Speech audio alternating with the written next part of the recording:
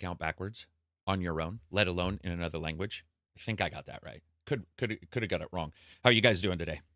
Good? Excellent. Just excellent? A little rough. Weather's been pretty bad last couple of days. Well, it's going to get better because this is going to be the best podcast we've ever done. I'm just saying, the best podcast. We can definitely make the effort. We can certainly try to make this podcast enjoyable. I think at the very least we could try that, right? That seems fair. That seems fair to try to make the podcast pretty good. It's good to be ambitious. It's good to shoot above your skill level. I was going to say that was a little ambitious. Yeah, you're always trying to do better. Dude, so I was telling Johnny and Silver right before we came on, no lie, about 10:05, I think is when it happened. All the internet went down on my block. And I was like, dude, at some point, people are just going to try to do a GoFundMe for move to another block. Like, this is absolutely nuts. But as they I think it's all the upgrades. They move stuff, they put in Google Fiber. Somebody cuts the wrong wire. And lo and behold, here we are. Zaxby, what's up, buddy? Happy MF Fridays. You can say motherfucker. It's fine. I'm linking this to my friends. Thank you very much.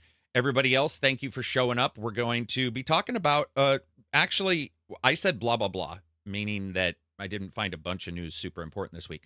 But we did get the Yakuza reviews, which scored pretty much exactly what I had assumed. Maybe I hoped for a little bit higher scores, but overall, I think it landed fairly well. We'll deep dive into that. We're going to cover Roadcraft, which I got to do the preview. If you haven't got a chance, you should check out that video. We'll show some video up here, too. I did make sure they were in OBS. What's up, Oregon? And so we will cover that. I want to talk a little bit about hardware. I have some software suggests for different people who are trying to, whether it be mess around with your PCs, what have you. We'll discuss that kind of stuff. Silver's been playing the shit out of Civ 7. So we will most likely dive into Civ 7 discussion again, at least for a moment, to sort of figure out where he is with that. Because like a glutton for punishment, like a person who hates himself, he has returned again and again to that title. I thought that was going to be a League of Legends comment. No. The way you led that. Right. Should it be? Probably. No. But it won't be. Nah. But I do want to thank everybody who is here and a bunch of people who put in the questions in the Discord as well as on Twitter. We will get to those for sure. There were actually some really good questions, as always. But first, we'll start out with a little bit of what we've been playing. Other than Civ, Silver, have you been playing anything? Or has it been? Still a little Kingdom Come Deliverance 2. But I have to say, really, like the announcement that the hardcore mode for Kingdom Come 2 is coming spring, supposedly, like maybe next month or the end of this month, whenever, has really sort of dampened my motivation to play it until that mode is out, and then I'll have to start over again. Mm-hmm. So that's sort of been put on hiatus for me for a little bit until that's out. That's fair. What about you, Johnny?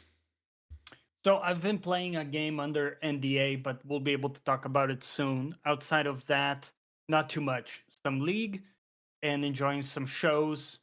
Been doing some slow-ass Apple TV shows. Where season 3 finally tells you who the main character is. Jesus. Yeah. You're in the zone right between like being asleep and awake. You're like in... Yeah, it's I mean, I know we joke about it a lot, but it can get pretty bad on some of those shows. SBZ $2 super chat for Carrick's moving to the next block funds. I feel like I'm gonna need it, man. It's pretty crazy. Let's see. Bojangles says, is Gandhi still super aggro in the new Civ game? There's no Gandhi at all. So, dude, he's OP. Gandhi is God. Gandhi is the one.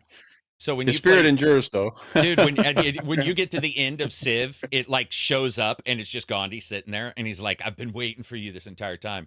Bitlerus says he watched the same thing. Man, we had a huge discussion in Discord about this last night. He watched The Gorge, which Johnny's watched now.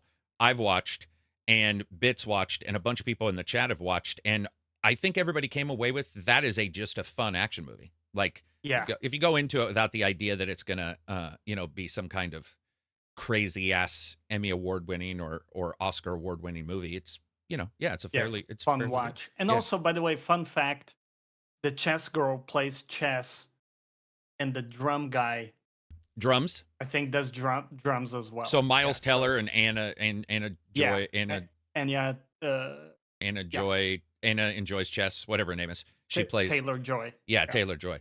Yeah, anybody with multiple last names, my brain is like, it's probably not going to happen.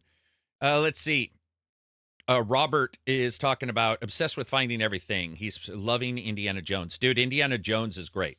Like it's awesome that you like it. Indiana Jones scored quite well, which is great. But it also hit off with everybody. Like it feels like that one. Even if you didn't like it, I think most of the people who didn't like that game, they still look at it and go, yeah, it turned out better than they thought. I just wish they should had. Hopefully be promising for maybe laying the groundwork for another Indiana Jones game. That's exactly it. Especially for those guys, right, Silver? Like those guys have been stuck making a particular type of game. I say stuck. Right. They may love it. You know what I mean, though. You know, it's like, hey, we have an out. Like we can do something else, which is very cool. By Creative Assembly doing Alien Isolation, basically. Kind of. Yeah. The ability for them to have something under their belt that gives them a little bit of leeway. I've been playing some NDA games as well, but yeah, Roadcraft, the stuff I can talk about, Yakuza. We'll jump into Yakuza first. So Yakuza, I was looking at the scores. We normally don't care about the scores, but I do want to say how intriguing it is. You look at Yakuza, and it's about 79 to 80 is the average. Avowed's 80 to 81. It's interesting to see, though, the social discussion about them, where like people are like, Avowed is absolute trash, and Yakuza is, you know, a heartfelt game of whores and wharfs, and it is funny in that aspect. But I think Yakuza hit exactly where I expected, man. I mean, it's a lot of copy paste. Consistent as hell. They are. I will say I think this time is where you finally feel the copy paste more. And I think that's because the story, weirdly enough, is not, you know how every Yakuza has some weird side story or some sort of heartfelt thing? This one, not so much. Little less in this one. But it does have a lot of prostitutes. And so if that's your thing. If you came off Kingdom Come 2, if you came off Kingdom Come 2, if you came off Kingdom Came 2 and you jump in to Yakuza Pirate, you're gonna feel right at home. Yeah. Depends how hard you came off. Yeah. Yeah, okay, that is true. That is true. Or if you were right on the edge. Yeah. But also apparently it depends on where you play the game, because we saw was it Kigaru playing on Solar playing on the Xbox, and the density of prostitutes in the location was severely lowered. Yeah, when I used to hunt elk, Johnny, there would be times where the density of elk would be lower in some places. And and I think we called it PPP, which was prostitutes per place or something like that. That's what we were calling it last night when you and I were in chat. But the PPP is lower on the console in some way. There seems to be an adjustment, or at least how they roll out dem prostitutes. They all are prostitutes. I also found that out. I thought there might be some normal characters in there, but then I was talking to another person who had went and basically listened to every single character who has any kind of bark in the game, any kind of one-liner. They're all, ladies of the night, which is, hey, so you'll feel right at home if you came off Kingdom Came. It's got the combat. I think the combat's cool. I think the Mad Dog style is awesome. The switching between the two is not as seamless as I thought. And in the future, maybe next week, we're going to talk about how much this happens lately. I don't like to hold every dev accountable for every perfect word they say, because if they do 10 podcasts, you're going to get a slight different variation. At some point, somebody might say something that leads you astray. But there was a couple things that I saw with Yakuza where it was like, oh, it's seamlessly switched between the two. That's not true. And that sort of sucks. Oh, it's not a seamless What does switch. It look like to switch between Just them? a hesitation. The one place that I did like it is if you throw your swords, you sort of switch into that other mode while your swords are boomeranging around the level. And then you fight, and then they come back and you switch back in. But some cool kills, some cool stories, but just not the typical one. I think the main story is the craziest, because you do show up in leather pants with no shirt, and you invite a 12-year-old. I thought he was 12, found out he was younger. He was 10. You invite a 10-year-old boy with you with the promise of toys to get into your ship. If that's not a white van moment, I don't know what is, man. And they just don't give a fuck.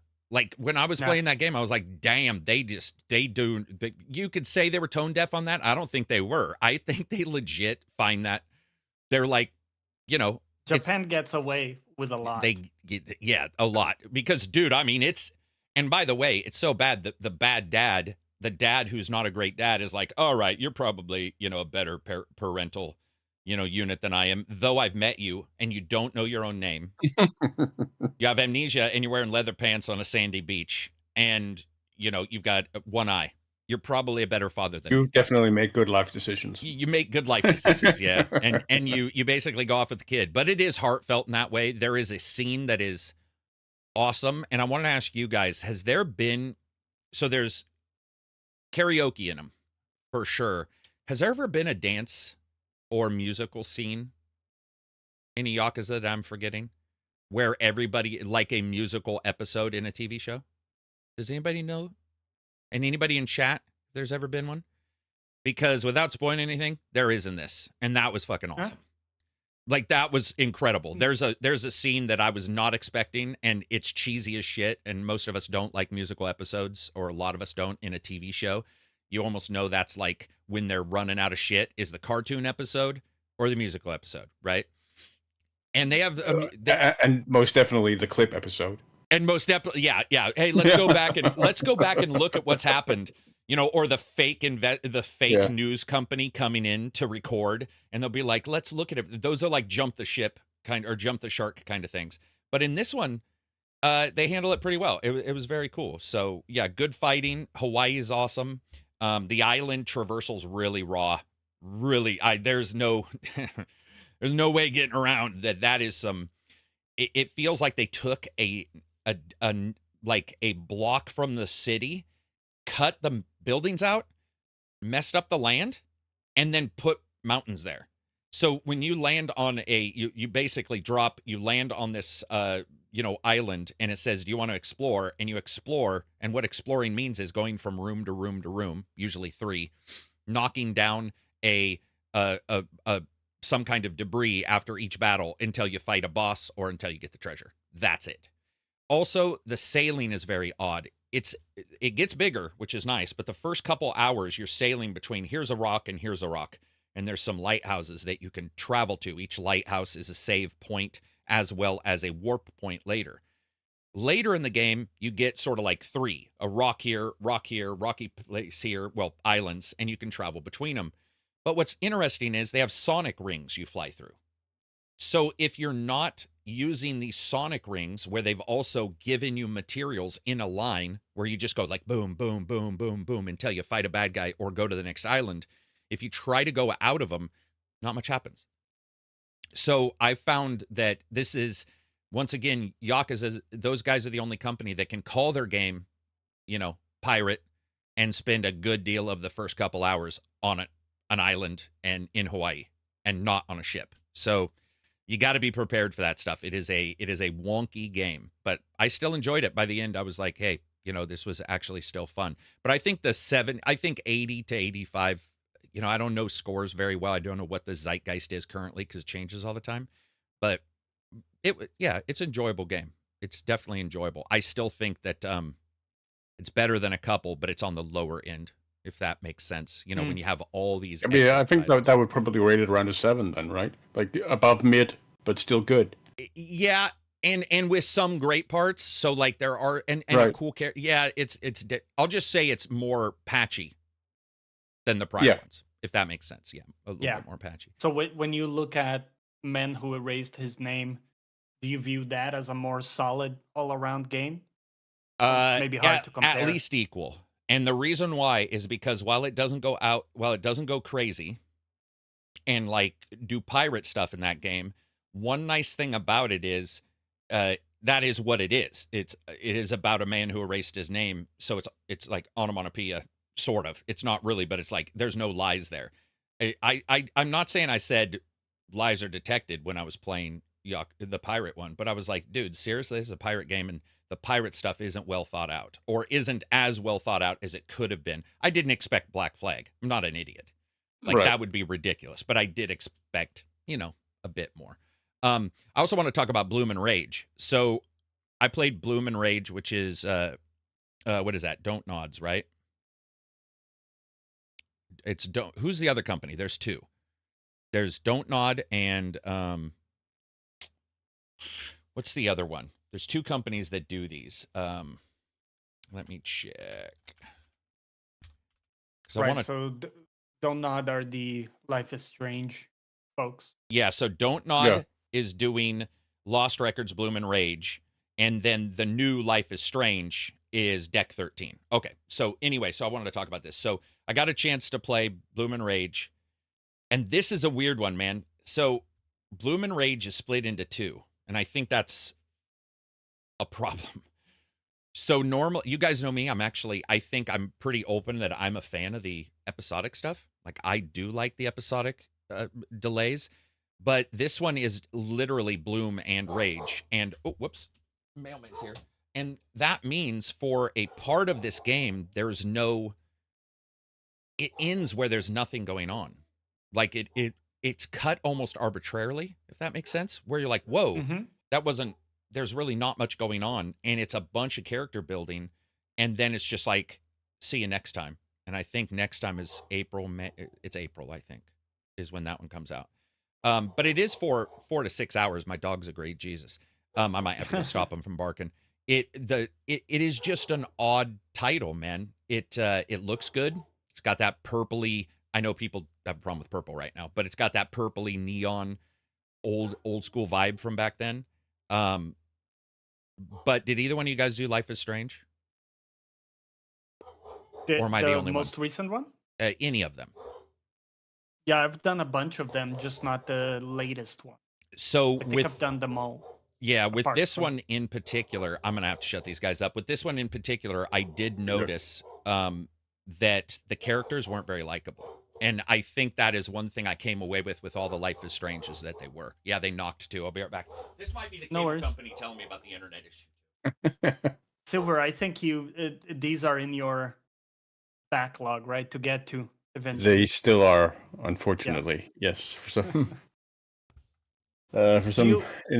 odd reason, I still haven't gotten around to it. Like maybe, Yeah, for sure. I mean, I played all the Telltale games pretty much. Yeah. And narrative adventure games in general, I've played plenty of. It's just something always comes up when I'm about to play Life is Strange, and then it gets postponed. And it gets stopped. And that's just happened indefinitely, pretty much.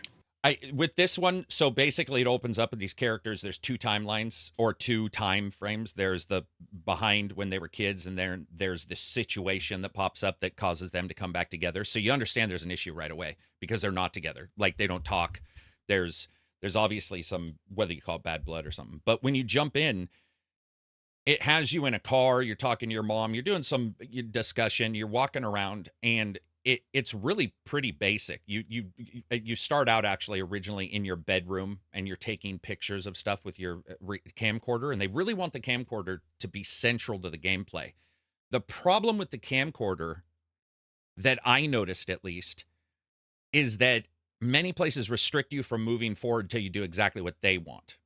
And it becomes quite infuriating when you want to leave a bedroom and the game keeps turning you around, saying, why don't you take a picture of this? And you've already taken 3 or 4 videos. It would be nice if it would have just been like, if you want to continue using this video recorder, you can do so. Instead, it sort of sticks you there. Once you get through that, you go to the sort of the current time frame where you're meeting up with these people. And then from there, it sort of dives into the story proper. A lot of it is going back and forth between these characters. And this might also be the first time I liked that the main character is frumpy. Like they're not perfect body wise, which to a lot of people is, might be bothersome. To some people, it's totally fine. To me, it was fine because it was different. So I started playing that. But I got to tell you guys, this might be the first time where I've actively disliked the voice of a character so much that I wanted to mute the character. And that was really bothersome to me. They have a very weird pretend you're young, older person doing the voice. And they're like, oh, sweetie. And it sounds like a 40-year-old doing the voice of a 15, 16-year-old who is also the type of writing from back then, which is like, gnarly. The words of like that time frame. The surfer lingo. Yeah, and it's almost like listening to somebody with incredible vocal fry, dude. It's not that, but it's the same kind of like, that's hard to take. And it's all the time. It's this really weird kind of saccharine voiceover. That people who liked Chloe and all those characters, there was sort of an edge to them. This is definitely not that yet, because they split the game. So it's hard to know what, changes in the second part of the game versus this one. But for that, I definitely had I had more issues with this one than I think I've ever had with their games or a Telltale style game. It was really just not a lot going on. It was Right.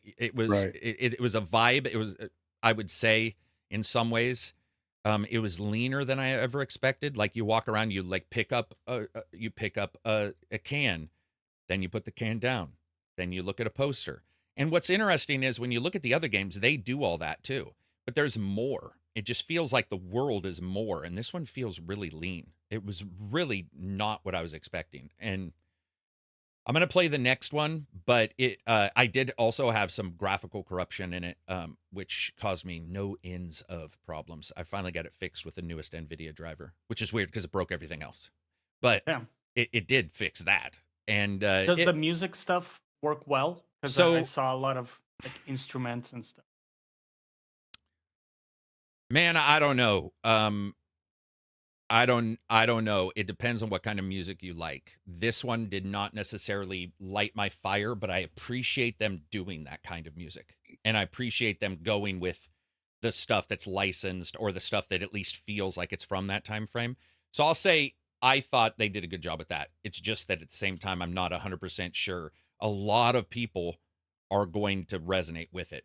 Which is the same thing that happened with Life is Strange. There were people who were like, oh, I hate the music. Look at what happened with the Fallout TV show. I had friends being like, dude, I love the show, but this music's got to go. And I'm like, well, the music's the entire vibe. Yeah, it's part of the vibe. It's part of the vibe, and it actually informs the viewer of a number of things, and especially if you listen to the wording. So, but I do understand where they were coming from. Music's important, and if you had a game, like if you guys didn't like thrash metal, and you're playing a game and it's all thrash metal, you're going to be like, that's not working for me. Maybe I should turn this down or turn this off. So yeah, different style of game. I love these kind of games, so I'll continue playing it.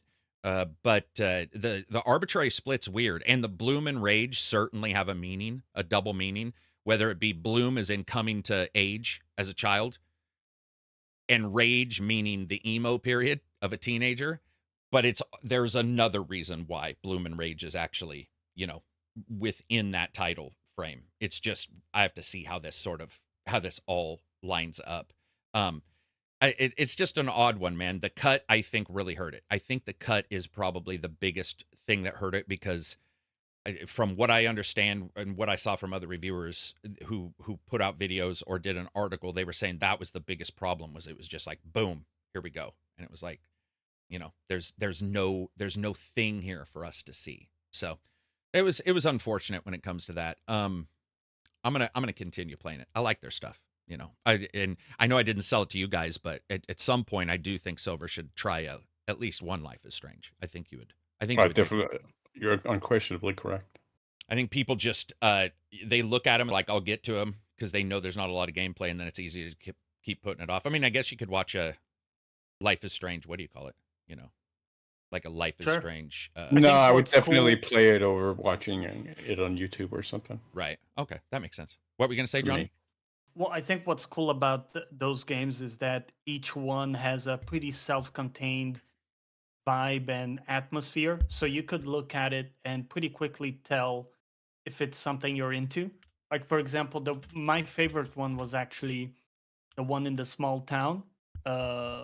Colors, something, True Colors, I want to say. Was that the name?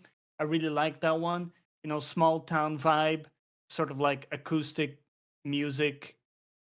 So that was the vibe on that one, and I absolutely loved it.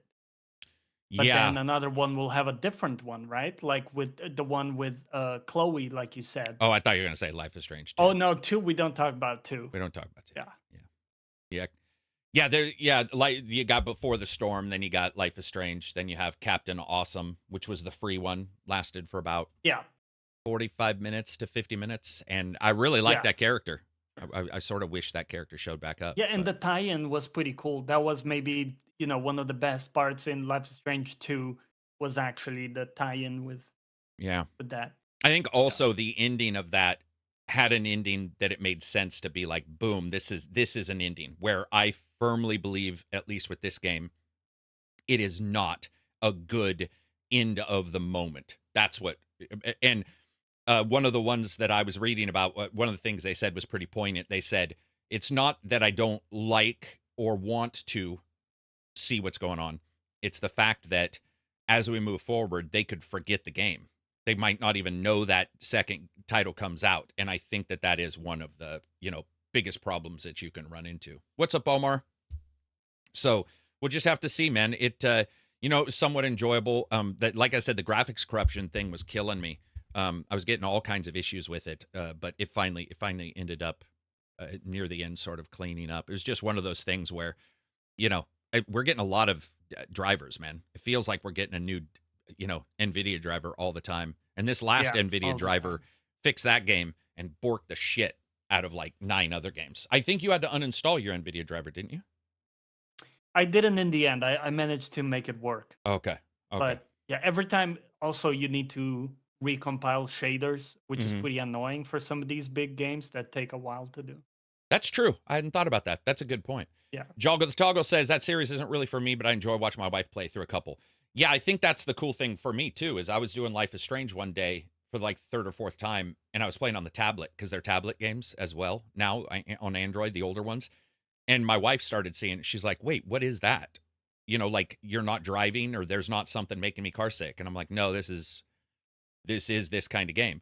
And she ended up sitting down and sort of watching me play it. And she was like, oh shit, like this, I dig the speed of this, because I think a lot of people, when they get into games, hand them a mouse and keyboard and they're going to look at you like you're crazy, man.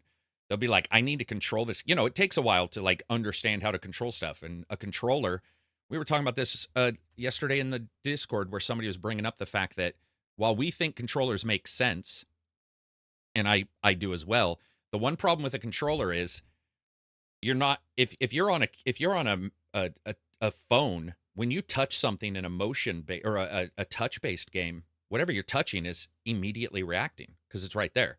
So if you're doing a mobile game, but you're seeing the stuff. When you grab a controller, you're pressing a button on a detached device that has an arbitrary symbol that equals something that might flash up in a QTE. And it's funny because obviously I'm talking to people who know games, but if you don't know games and you haven't played games and you try to come off of mobile, sometimes there's a learning process. So having a game like Life is Strange might be easier for those people, or Telltale. Telltale has got some good ones. Speaking about a game that it doesn't really have a learning curve, but I do want to talk about at least expectations and managing them, because I think this, in particular, this game is going to be one of those ones that people have to manage expectations. And that's the game I previewed a couple days ago, Roadcraft. So if you've done American Truck Sim, if you've done, let's see, SnowRunner? Yeah, Mud Tires, Mud Runner. You know the general gist of control in this game. But there's a reason why Roadcraft does not have the subtitles. It doesn't have like a SnowRunner game or a Mud Runner game, which Expeditions did. This one is you're ahead of a disaster unit that's basically paid by the government to go and repair places that have been destroyed by disaster, to run electrical equipment, to chop down trees so that you can build new facilities, return power to locations by running power supplies, to use cranes to make roads. And it's called Roadcraft for a reason. One of the major things you do in the game is make roads, which I got to admit is pretty awesome, because I crashed my car like 105 times, which is typical for a mud runner. So once I realized you could make bridges, the idea of making a bridge was pretty sweet, because if you make a bridge, you're driving in the Scout to scout out trips and locations and trying to figure out how you're going to do these jobs. That's the mud runners part. But then you jump into 40 other vehicles, and they all have their own thing, including their own wheelbase. And so the first time I took a car over the bridge I'd made for the Scout, I got right to the edge of the bridge, and I was like, this is just, I'm going to gun it. Because sometimes you're hoping the momentum keeps your tires up. Right. And it did not. And it tumbled over, and I had to recover the vehicle. And that's when I started to go like, oh man, I actually see what they're doing. So if you like if you like Snow Runner, mud tires, mud runner, whatever, this is solidly not that.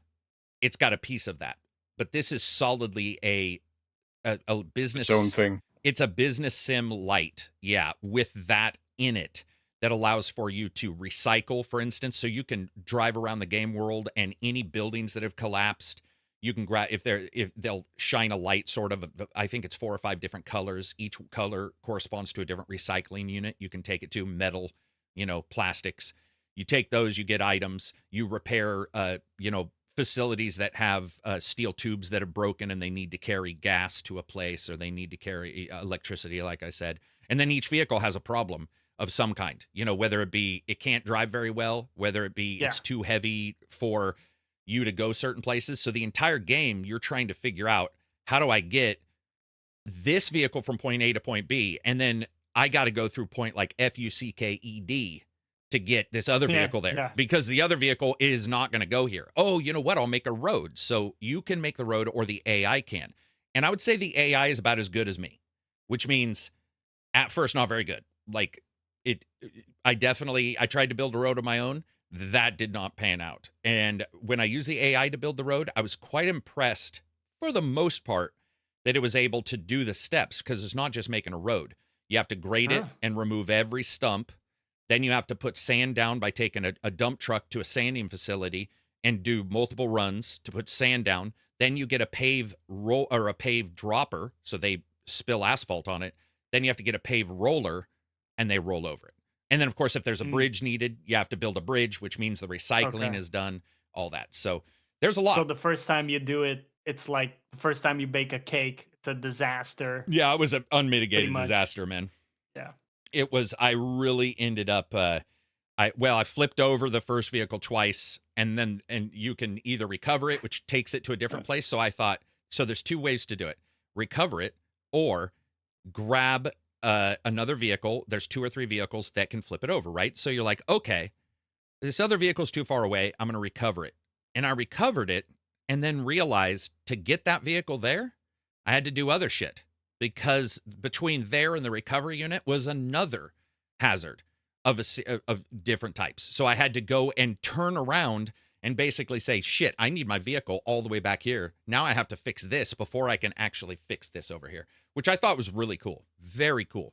Also, brand new engine, phenomenal engine, but it doesn't have some of the things people want. It does not have a gas gauge. It's not about that. You're paid by the government and given the supplies, so you don't have to worry about gas. But it also removes tire pressure, which in some of the games has been a big deal. Steering wheel support's there. There were 3 or 4 that were already 100% supported. They have all the force feedbacks and pushback, and all the settings are already there. And they say that there'll be more before the game comes out. But it is definitely not, that deep mud runner sim. It's more about a sim that has you jumping into all these different vehicles and doing specific things. Like the tree cutter vehicle's awesome. Go up to any tree, it does the thing where it grabs it and then rolls the tree across its claw and rips all the parts off, cuts it in half, and then you get a semi truck that comes, you pick that up, you have to do the crane. That's when the Zen part of this came up, where once I understood like 3 or 4 of the machines, I was like, oh shit, man, I sort of get it now. Like I could spend some serious time in this. But my big concerns are size of the maps.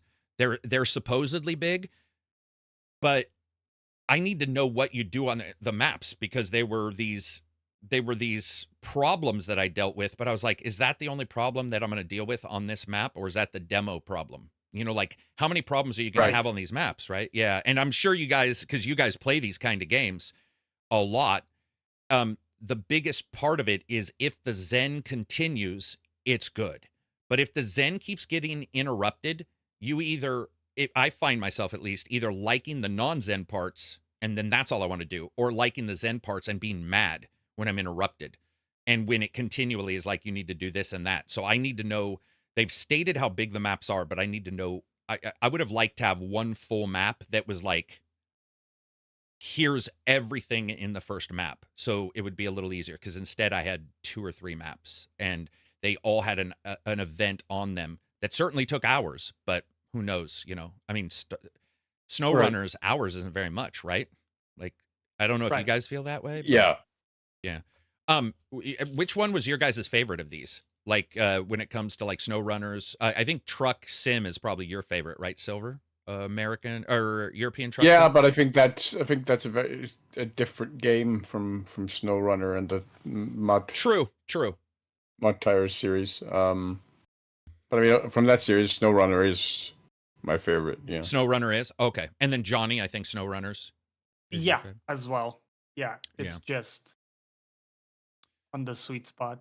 Yeah, it's I mean, from what I saw and what I played, super fun, but we have to see overall, and a cheaper price. It's at the I believe it's at the 40 price range.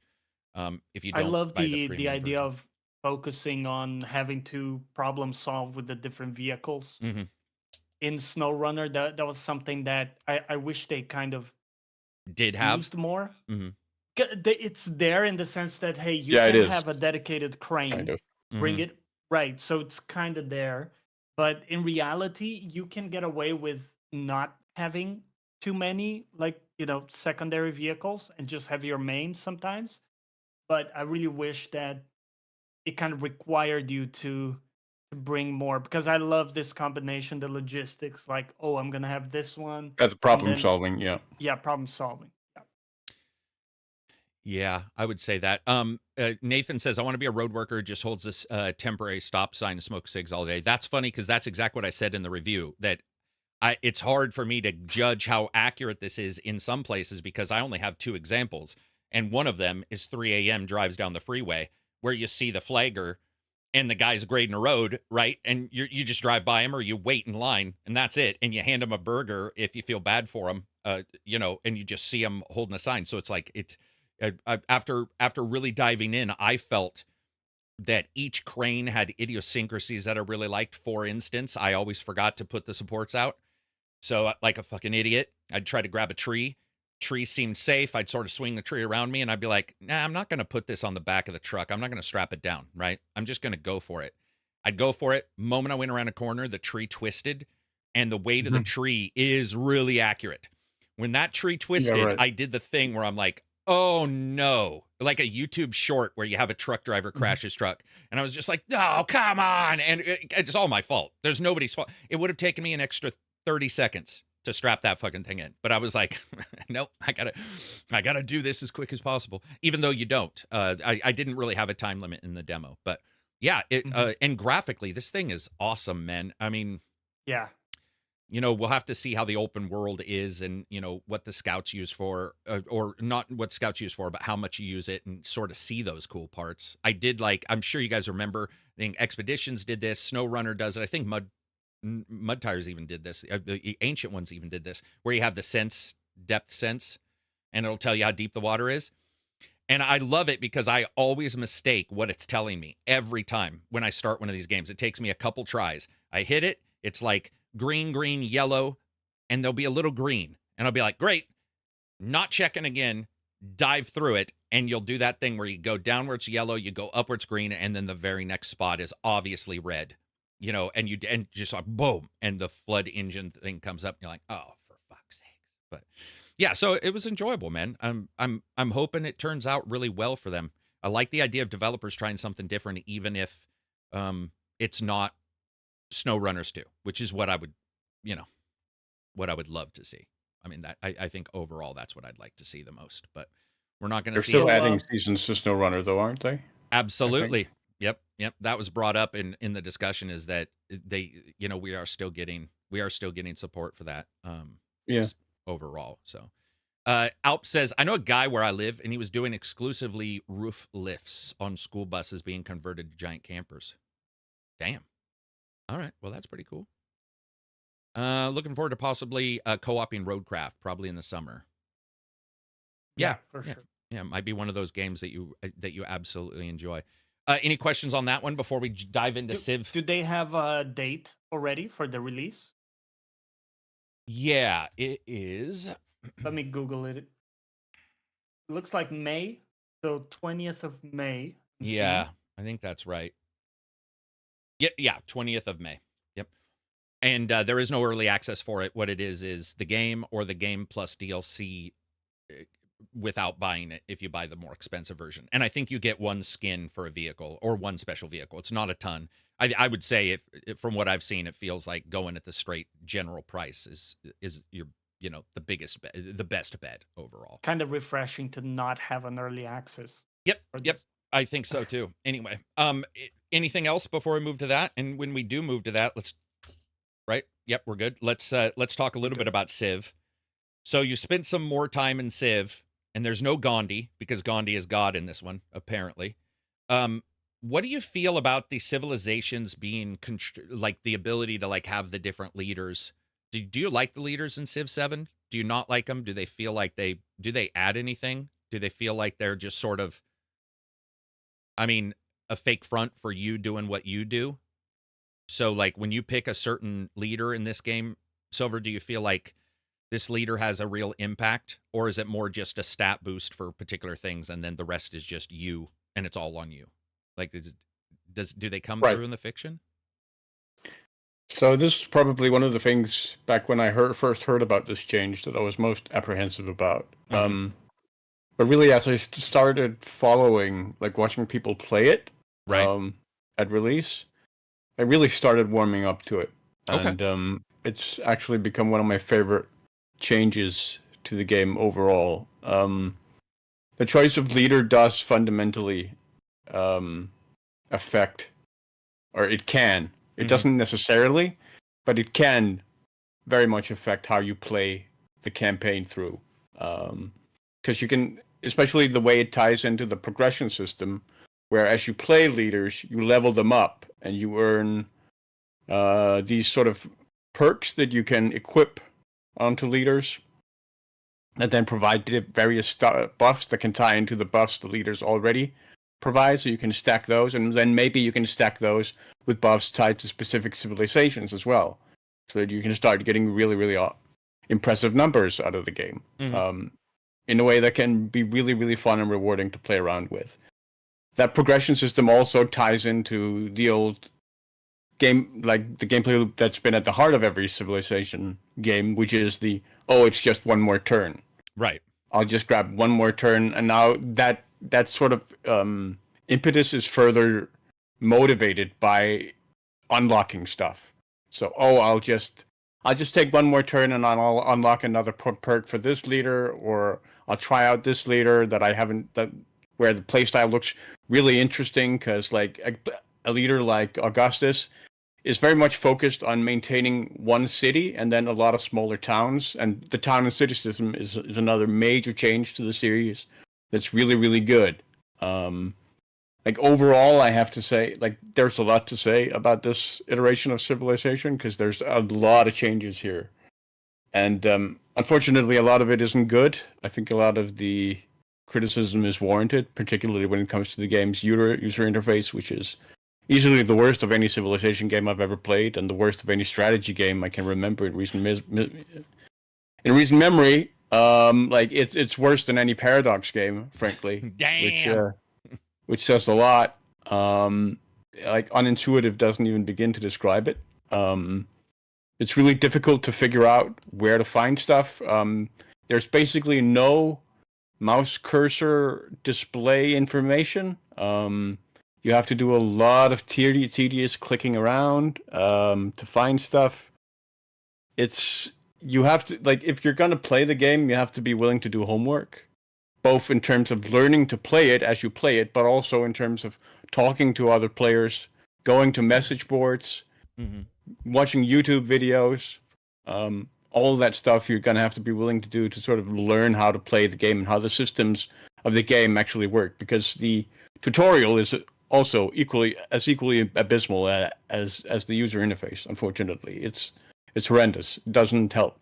I can't even imagine how new players that aren't familiar with Civilization at all are gonna learn how to play this game without any of that. Like that. Damn. A lot of YouTube videos. How this current interface could in any way, conceivable way, pass through QA boggles my mind, frankly, because I find it. I mean, it is. I understand people who bounced off it right away and weren't interested in playing any deeper than that. Mm-hmm.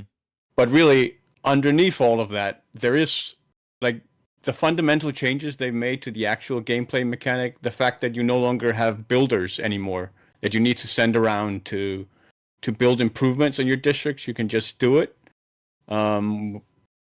Such a beautiful change. It does so much to make city building more fun, more rewarding. I really like the visual aspects. I really like the animations of the leaders. I really like the new diplomacy system, which has you use a resource called influence for leveraging diplomatic actions, and then you have to sort of weigh, I have this pool of diplomacy. I can use this to either befriend these independent city-states, which will give me significant buffs in the game, but that will come at the cost of me being unable to build relationships with the other AIs, who may then turn into enemies and declare war on me. Mm-hmm. And so there's this constant diplomatic give and take you have, and then that ties into the further system that different leaders have different diplomatic options. So you get different diplomatic options with like Napoleon than you do as with Augustus and whatnot. So there's a lot of stuff there to play around with. It gets really, really addictive. The age transitions, the reset of them can be frustrating. The modern age, I feel like, is by far the weakest aspect so far. They really need to sort of improve on that a little. Another really annoying aspect are the constant natural disasters. Like they happen every couple of turns. It feels like Creedence Clearwater's Bad Moon Rising song should be the official anthem of the game, because rivers are constantly overflowing, hurricanes are constantly blowing. Like my first playthrough with Confucius, my starting city, I started next to like 2 or 3 volcanoes. Mm-hmm. And they would like erupt every couple of turns constantly. Damn.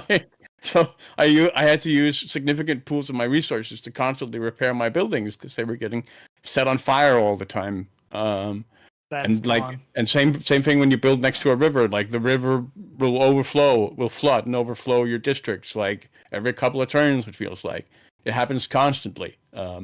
They really need to sort of tune that down a little bit, I feel. But it is what it is, and still, like. Also, combat has been significantly improved. Wars are really fun to fight now because they implemented a new unit called Army Commander, who allows you to pool pool a number of your units into a single unit, and then he can sort of distribute them, and he can provide buffs to them from within a sphere of influence. So positioning your units and stuff optimally is really key now, especially for defense.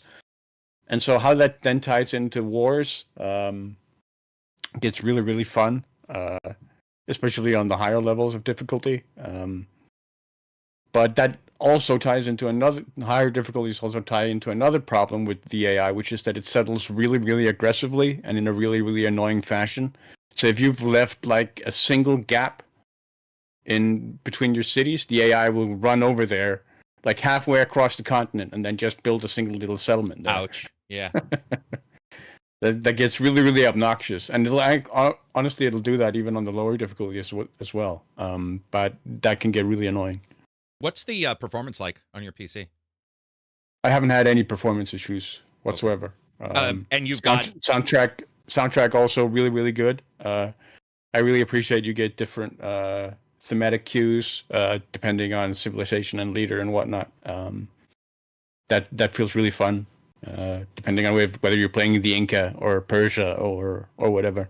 When you're farther in your turns, you haven't noticed yet, at least, like hitting I'm done and waiting like the old days. There's none of that. No.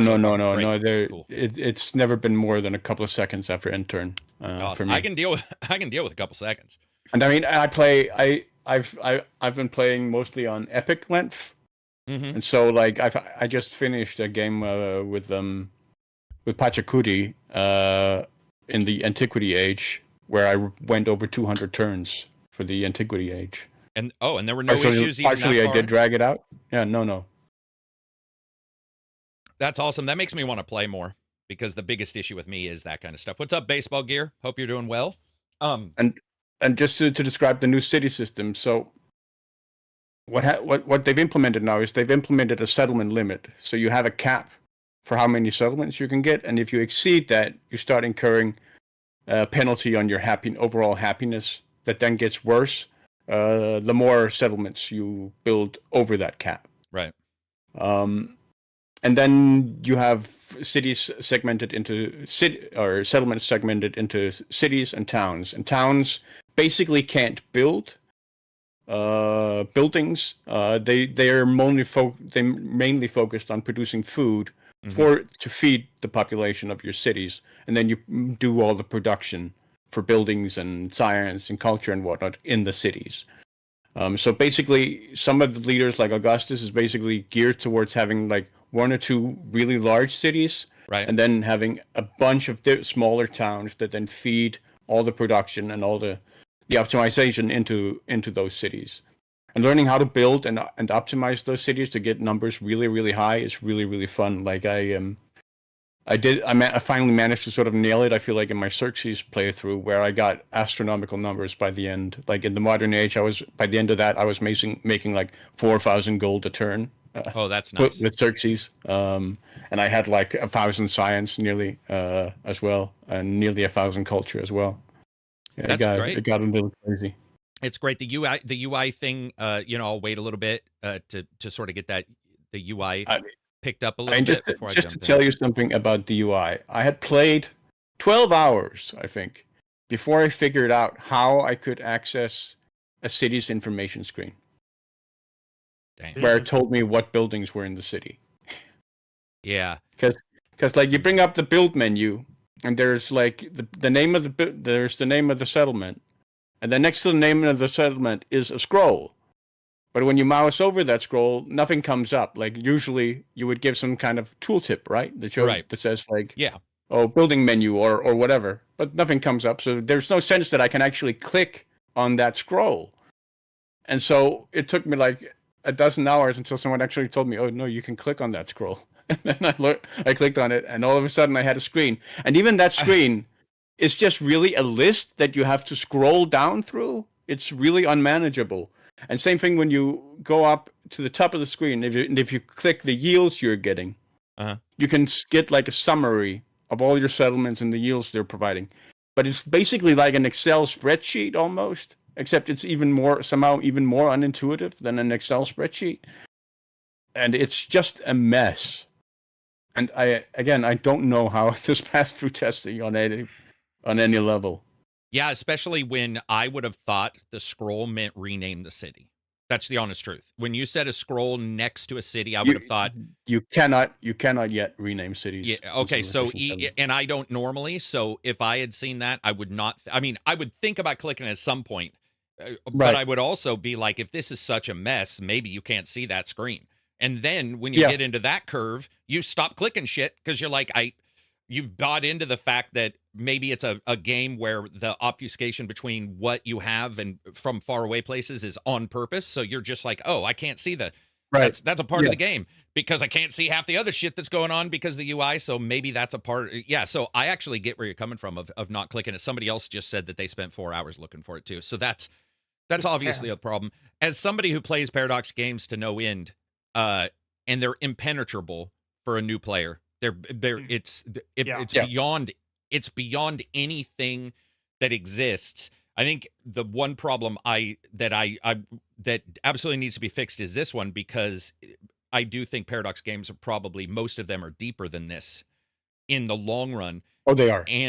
And so the idea that this one is supposed to achieve maybe a middle ground gamer plus your long-term gamers who like that kind of stuff, plus a little bit easier for a newcomer, the idea that it is not is a big hit to Civ, because I do think that Civ has such a big name that for the most part, when you hear that title, it's one of the few turn-based games people tune into. and they're like, hey, I do want to check this out. If I'm new to games, Civ is one my brother always talked about or my friend always talked about.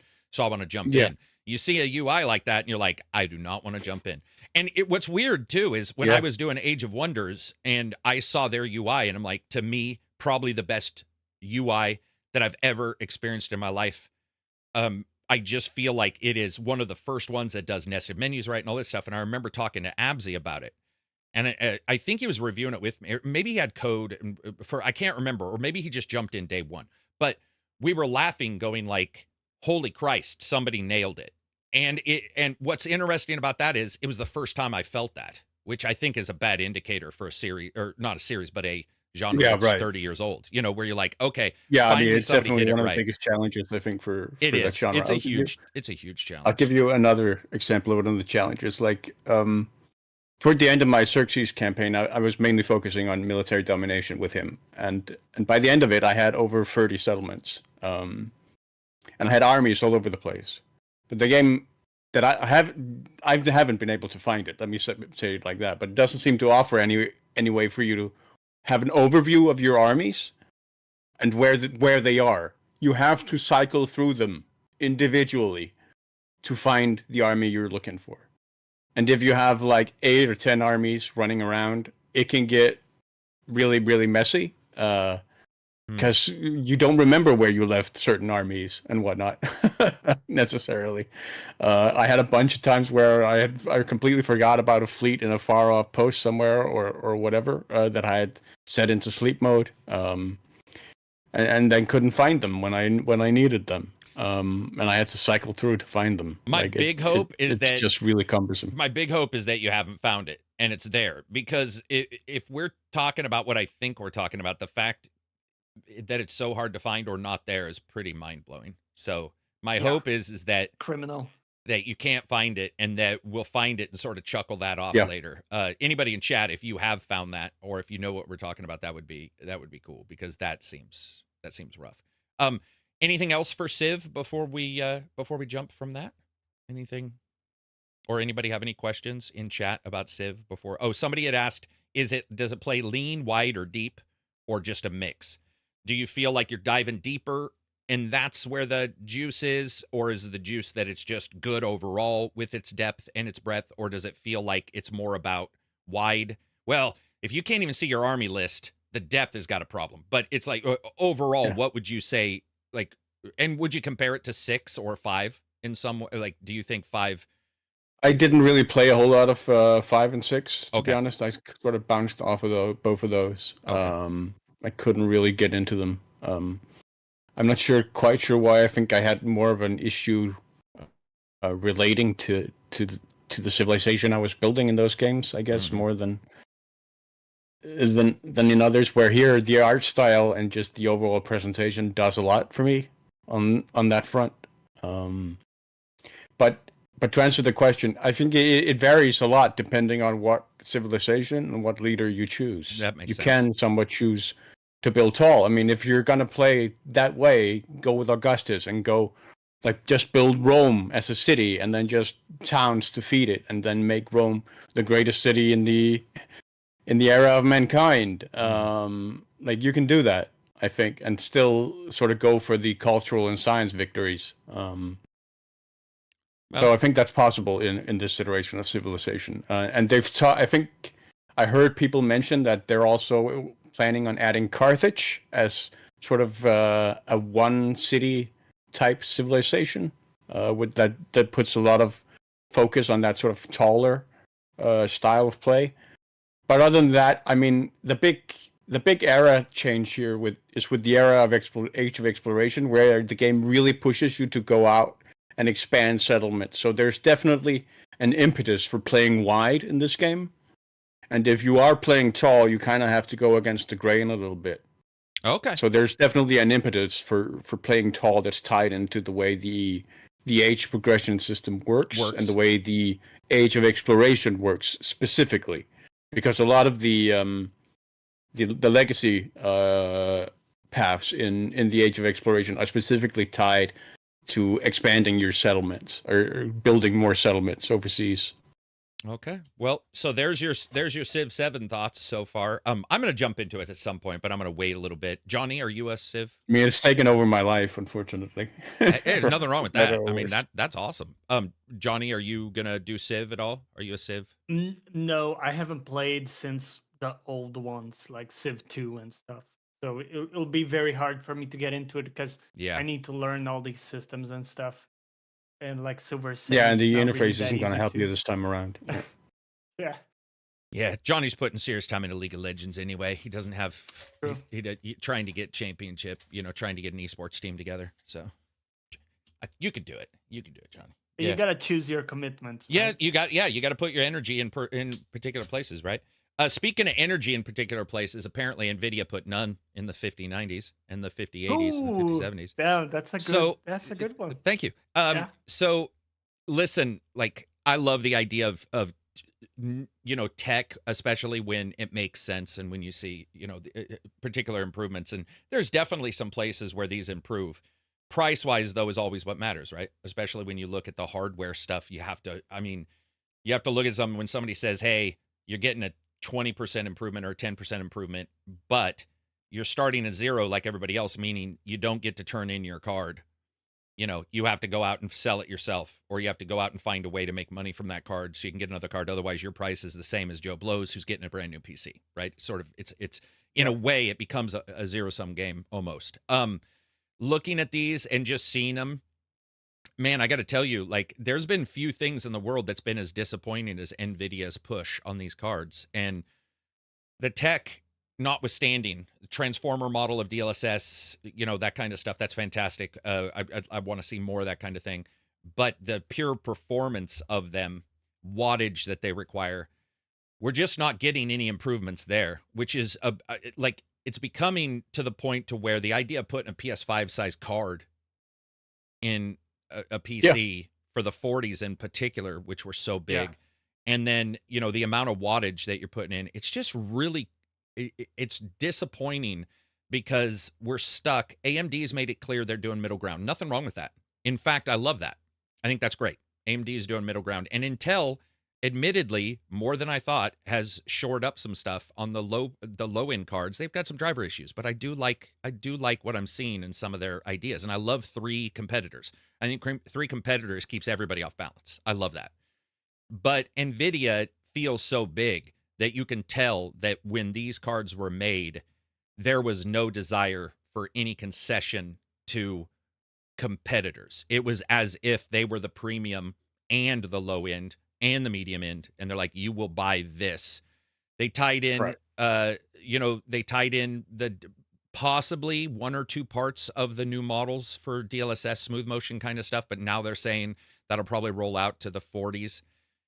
So in one way, I'm very disappointed in them. Like Daddy Carrick, super disappointed. Absolutely like trash upgrade. But at the same time, very happy because you don't need to get it. And I have witnessed so many times where they've tied in some bullshit, whether it be ray tracing or something, where they've tied in a hardware thing that we know a company is going to throw into their system and you're going to be stuck. And the fact that there isn't anything on this is exciting for me because that means, for the most part, people who are at the 40, even the 30 series in some cases, depending on the games they play and the resolution, obviously, they don't need to upgrade. So in one way, I'm super happy. And in the other way, I'm just disappointed that it turned out exactly what I think everybody was worried about. And I'm going to be honest, man. I was the first one. I'm going to admit to being absolutely wrong. We were in our Discord and people were saying the leaked price. And I was like, no way. No way. That won't be the leaked price. That won't be the proper price. There's no way. There's absolutely no way. And we turn around and you're like, God damn it. That is the price. Like, what the price. That is the price. And that, it's disappointing as shit, man. It's just, it just sucks. It like I said, it sucks price wise and all that. It doesn't suck for consumers. It's in a weird way. It's sort of great for you guys. That you don't have to look at it and go, I need this. There's no thing that you need in these really right now. That's great. But I don't want a company thinking they're the only competitor. 3 is good, man. 3 is good. And it's rare you get 4. like pretty rare. Usually one of those guys doesn't make enough money and they drop out. I lived in a time when it was Matrox was still making some cards, but they were business end cards. Who knows? Maybe they're still making cards actually, but they dropped off enough that you don't hear about them. And I would just like to see a little bit more push for nvidia to be like, we have some competition. We have to figure out a middle ground so somebody can jump into these. But I love that no hardware is tied into anything special. I love that ray tracing isn't like whatever you'd call it, the new version of ray tracing, where, I don't know what they call it, but like spray tracing. You're like, oh no, it's only on these particular cards. And you're like, here we go. Here's the next line of bullshit from these guys. Is FrameGen opening up for like 30 series, or is it still? FrameGen works on whatever it already works on. There's nothing on this one in particular that does anything special other than their version of FrameGen, which they said will roll out on the or is on the 50s and then may come to 40s or something like that. And I think the latency boost, the new version, if I remember right, I could be wrong on this, might just be currently available just for the 50s, but they have continually hedged their bets on what's required. And they might be doing it because guys have hacked this shit and got stuff working on other things. Like, they might just be like, well, if we get caught in a lie, they're like, what is that going to do? So I don't know why, but even their announcements and stuff, we watched it live, and we were all watching it live going, this is an odd, like, everything about this announcement's weird. It's like hedging a lot. Like, yeah, you can do it on this, but maybe on this, so we'll just have to see.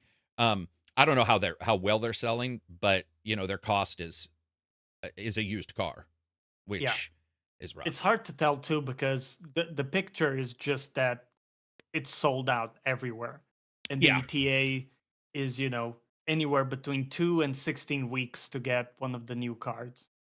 Okay, that's better than I thought. I mean, honestly, I thought that's my local. What they're saying right now. Oh, that's your local? That's not. Yeah. Oh, okay. That is actually. So for a 5090, between like 2 and 16 weeks, and they're saying pretty much consider 16 weeks. Unless like a miracle occurs. 2 and 16 weeks is basically just saying up to say, like, that's somewhere a in weird. The future. Yeah, that's a weird crossover. Range, that is a terrible range. That's not even that is just numbers. It's like it's like just like a random when your blurb. Gas engineer tells you they're coming over on this day. Oh my god! But any time during the day.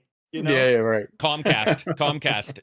They'll be like, hey, man, we're coming to fix your internet. And be like, okay, when? And they'll be like, in the week of the 2nd through the 8th. And you're like, bitch, what?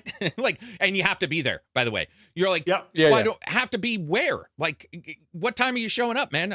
We don't know. It'll be this. And, obviously the technician's not trying to be a dick. I mean, the technicians I've talked to at Comcast know what it's like. Like, they have internet too, and they're like, yeah, sometimes this kind of stuff, but yeah, that sucks. Yeah. Bitler says anytime in the next 4 months. Yeah, exactly. There you go. It could be. I do like the sometimes. The form factor has, I think, improved because for they're cards? smaller. Yes. So they're like, at least it's not getting bigger, right? Because it was getting ridiculous with the number of slots required. So at least that has reduced. Looks like the cooling tech kind of got a little bit better and stuff. Mm-hmm. But yeah, it's hard when you have these high voltages going in. Mm-hmm. You also have the peaks, right? Yeah. Which are insane. And then you need so much overhead in your power supply that it just starts to get ridiculous. Yeah, and power supplies are already, they're already to the point to where, the idea of throwing one of these power supplies in and having it idling 90% of the time, and then 1% of the time it's going to hit, some insane number, and you're like, I don't know. 900 watt peak on your GPU. Yeah. I've been happy with my 4090 as a whole, but I did buy up. That's the premier card at the time, and it's like you did with your 3090. You sort of make that choice. Your 3090, I was looking at numbers, is still performing quite well. So it's like, for the most part, depending on the resolution you're aiming for, you're in pretty good shape if you have 30 series and above. Shit, I just tested Yakuza on the 20 series. So, and it was still performing at 1080, 1440 most of the time. So it's like, a lot of these cards are going to perform quite well. It's the 4 premier games, or at least 4 of the games that are that push things like a Stalker, Cyberpunk, those kind of things where you're like, okay, those are pushing a CPU and a GPU, and they're pushing memory, and they're pushing this and they're pushing that, and trying to get it exactly right can be difficult for even people who've been doing it for a long time. Like, and then you get micro stutter, and you're like, like where's this coming from? Now I got to figure this out. Is it G-Sync? Supposedly amazing G-Sync that once again caused issues, or what have you. But yeah, super disappointed in that entire line of cards, but really appreciative that consumers don't have to foot another massive bill. They can sort of just sit there and be like, all right, I'm not going to upgrade this. I'm just going to sort of sit back and deal with it. People are saying sold out or artificially scarce. I think in the end, it doesn't matter. Sold out is sort of sold out to me. I think artificial scarcity is obviously real, but so is just scarcity. And then you have the tariffs. You have all the kind of issues with all the trade that's going on. The supply chain. Yeah. I don't know. On the other hand, we see the new AMD APU starting to come out. A laptop just got a review performing near a 4070 in GPU performance, which is crazy that many PCs are getting that way, getting that performant on their integrated graphics processors. So there's that front too, which is quite exciting. Most of it all AMD though, right? That's the other thing. You have like AMD annihilating people in the mini PC form factor, especially when it comes to integrated graphics processors. I almost called it integrated graphics, which graphics. And then you have NVIDIA on the other end doing, like this amazing, super powerful stuff, but it also costs like insane. Alp says, seemed like board partners were very unhappy with NVIDIA. Dude, I think board partners are always unhappy with the graphics makers. I feel like that's just sort of the way it is. Next up, I did want to talk about software suggesting. So what we try to do occasionally when we get a chance is go through any software we've been using, any things that we think are awesome, and sort of offer it to people who are watching. It's almost always free. I think it's always been free. But the first one I wanted to point out, you guys probably know this way better than me because I don't give a shit. I don't ever use this unless I'm uploading a video. But I found a free web app that turns any list of songs from anywhere into a Spotify playlist. Ooh. So this is called Spot Lister. So if anybody uses this already, I would love to hear how it works. But I saw it suggested on 4 websites, and I was like, ooh, that looks like something people might be interested in. I'll put a link in chat that is for Spot Lister. And so basically what this thing does is you basically copy the text containing your songs, let the app run. It checks that the tool identifies the right songs. You click a button, that playlist instantly appears. Spot Lister can convert a playlist for pretty much any music streaming service, including YouTube, SoundCloud, Reddit, and Last.fm. So that sounded pretty cool. Like I said, I'm not really into that kind of stuff. I don't really listen to Spotify ever. I don't think ever. I don't even know if I have a Spotify for the channel. I don't even know if I have a personal one. Do you guys use Spotify for anything? No. I recently moved away from Spotify to YouTube Music. Oh, interesting. Okay. What was the cause of that? The main cause is that I use premium, like YouTube Premium, but for the ads, because I don't, the ads are insufferable in YouTube. And YouTube Music is actually pretty good. They have some really good suggestions for the music that I listen to. Mm-hmm. And so I started to try that out. And the more I did, I realized Spotify is not that great anymore. A lot of the stuff that I listen to there, like podcasts, also have a bunch of like built-in ads, right? That show up. So I'm paying for a premium service, but I'm still getting these ads in between. It really kind of rubs me the wrong way. And so I've just consolidated onto YouTube Music. And I found this, I think it's called tunemymusic.com. It's a free website. You go in there and you can convert any Spotify playlists into YouTube music playlists. Awesome. Okay, great. And I think the other way around too, by the way. So if you wanted to do the opposite. And that was super handy because that was my main reason, right, for staying on Spotify, is because I had all my playlists and everything set up. So that worked really well. Yeah, so there's that. And then I also wanted to give a shout out to, so I use Lossless Cut for like when we do the podcast, we have the starting. I have to cut it so there's no guy walking around in the Spotify upload. So it's just our video. So I've been using lossless cut. The problem with lossless cut is no matter how you try to cut it, whether by keyframe or what's considered like a normalized cut, occasionally I will upload it and it will be a disaster. It will say this isn't an MP4, blah, blah, blah. It's because the cut happens at a time that, unlike in Premiere, there's something that it does really quickly and it messes it up. So while I do suggest people check out Lossless if you want to make cuts for quick cuts for like a, YouTube sharing in Discord, the one I've been using a great deal now is free and it's called Shutter Encoder. And Shutter Encoder is friggin' awesome.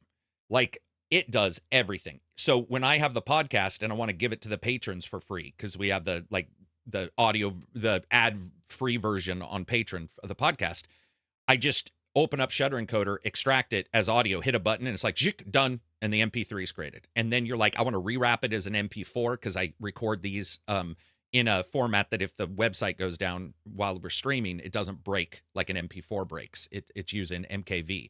And you can remux it in OBS, but I decided to try it in Shutter. It's actually faster in Shutter. But the cool thing about Shutter Encoder is you can do anything. You can change it to any format. You can cut, you can edit, you can, take the file and like cut out bits to put it all together. A little slower than Lossless in that aspect because Lossless does one thing. But I got to admit, if you guys are out there looking for like a way to quickly adjust some formats, cut things up, because, I think Discord has what is it? If you have a boosted server, it's like 200 megabytes upload for the video or something. So when you throw it up there, you just right click on it and you're like, I want to make this, but I need it to be this long. And so you can look and go, okay, this one's going to be within the time limit. It'll do the encoding for me. Hit a button, works really well. It uses CUDA. So if you have NVIDIA cards, it does hardware encoding, basically. Long story short. But I've been really happy with that one for free as well. There might be a paid version. I've never paid for it. Been using the free version for the longest period of time. Been super happy with that one. So if anybody wants stuff for video editing, or it's not even editing, it's more like that video prep when you already have a video made. This one's very nice, especially if you just want something quick and you want to rip the audio out so that you can post an MP3 somewhere. That kind of stuff is awesome. You can even adjust stuff and remove audio. Like if you're like me who used to record in Discord and also be in chat and we'd be playing a game and I'd be uploading it for review and I'd be like, wait, I can hear Sleeve talking about sandwiches or whatever in the background. It's like, damn, I put the audio in there. Go in and remove it. You can do all that pretty much for free. But that's cool. Anybody else have any? Feel free in chat if you have any software you use. I always find myself using a bunch of shit on my PC and then forgetting about it. Like I think I was telling a Moodski I use Super Display, or used it for the longest period of time. And that's for taking any tablet and making it a screen. Windows sees it as a screen, and I always have an issue with Windows internal native doing that.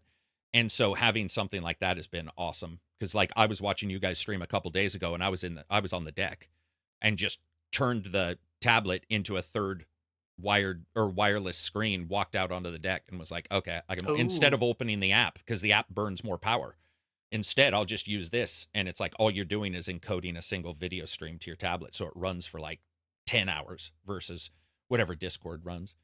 Do you guys use I'm the only one. Johnny, did you keep your giant tablet?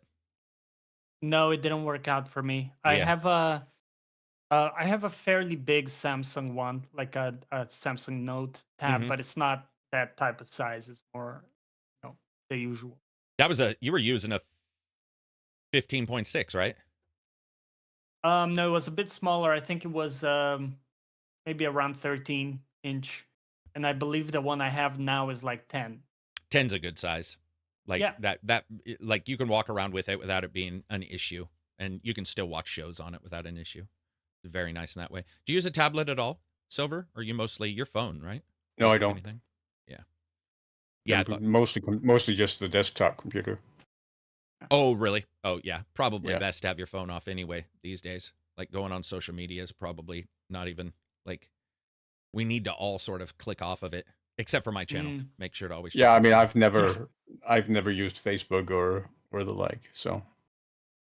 You know why? There is something. Facebook uses you. I don't think I've ever used Facebook, but Facebook has used me for a lot of shit. All my data. Sorry, go ahead, Johnny. What were you gonna say?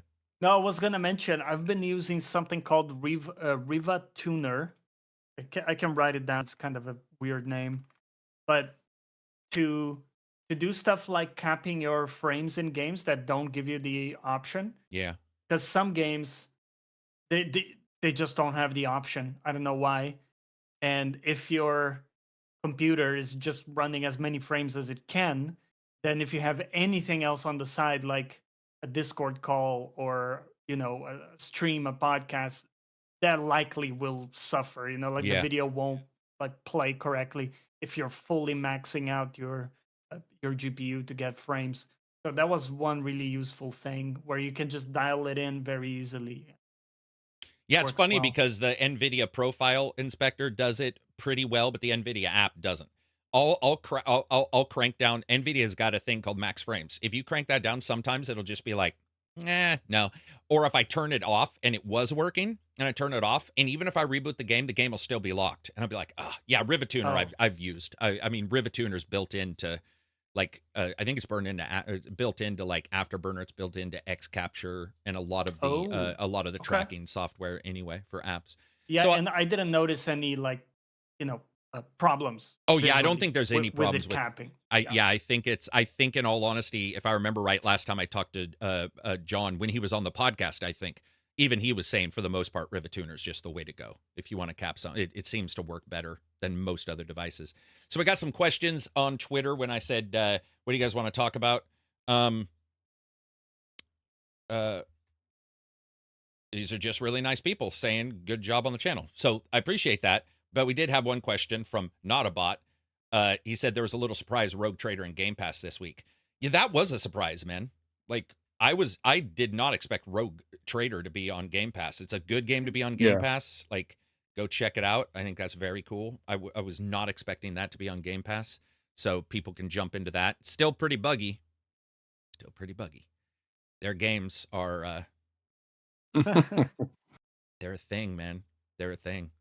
It feels like at some point we would get we would get them to like find out a way to release those less buggy. They're complex though, so I guess there's an excuse there, right? Yeah, there were some of the most complex like CRPG style games ever. Horror Gamer says, thinking of getting a PS Portal. Any thoughts on this device in 2025?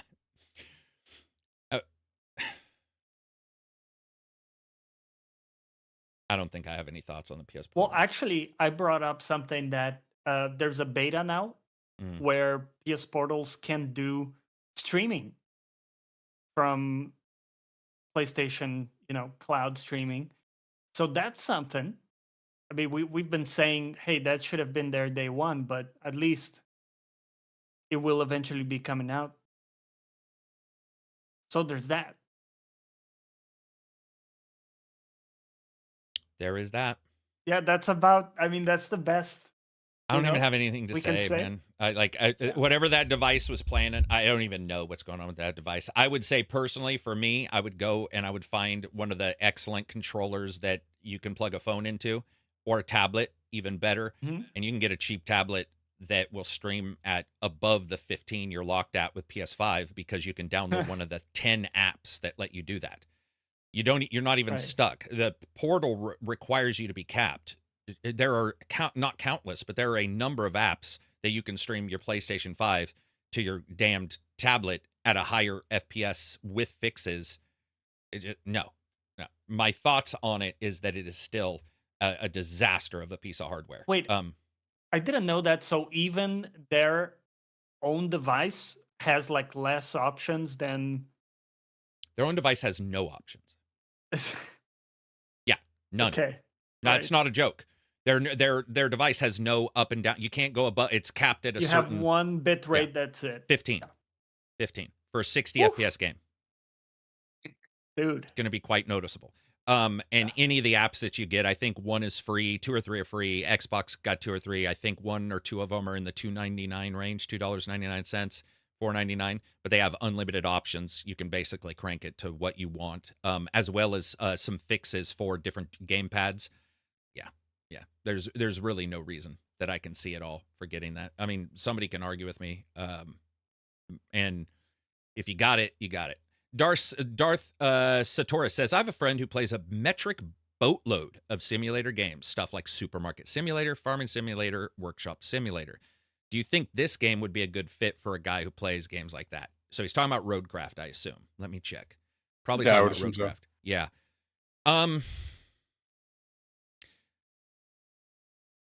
Farming simulators. So those games, man, if he likes Farming Simulator, then maybe so. Supermarket Simulator is really tight. Like you're in a fucking supermarket. And Workshop Simulator is really tight, at least in the breadth of them. And they do this. We've seen car mechanic get wider, which is great.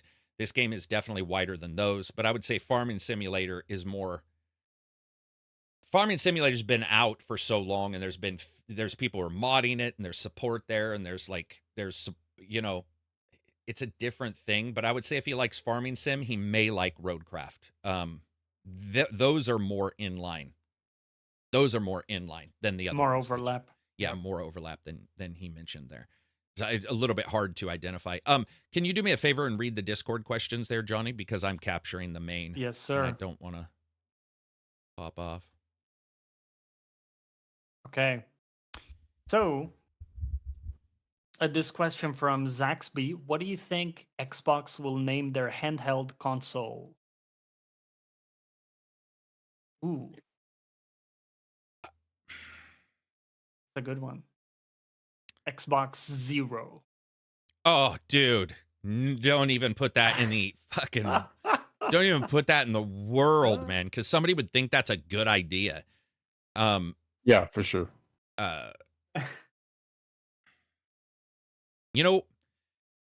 If they stuck with the series, I could see them sticking with the series titles in some way, because they seem to want to go that way anyway. But I don't know what it would be. Series H? That sounds like Series Hemorrhoid, like Series H for handheld. Okay. Yeah. That kind of stuff. Like that. Maybe to like me, Xbox Go. Okay. It's on the go. Yeah. But here's the problem, Johnny. They got Series SX, blah, blah, blah, and it seems like they want to fit with that, almost like we get with Alienware companies and those kind of companies who have the very particular thing. I just don't see them going away from that. If they do, it's fine, whatever, because the name doesn't bother me too much. But I don't see them going with... I like Xbox Go. It's GeForce Now, Xbox Go. I can see that working. But I really don't know. The handheld is such an open market when it comes to what they're going to do. Who's making it? If it's also OEM, like we're hearing that the console will be, it's like every company might have their own name. I don't know. I'm trying to think of what a name would even be. Go is fine. I actually sort of, I could come around to an Xbox Go. I'm sure somebody's going to be like, well, just so you know, there's 5 other Go's, which is the other problem, right? There's too many. Yeah. There's too many. And I think the things. series name maybe doesn't scale that well, because whatever you put after series, it's kind of going to sound very similar to the current consoles. But I think they might be want hard that. to. They might. But I agree with you. But I'm sort of sticking with the idea that, Nintendo says we own the word Go. Yeah. Or L Block said Nintendo saying we own the word Go. Yeah, we're suing them.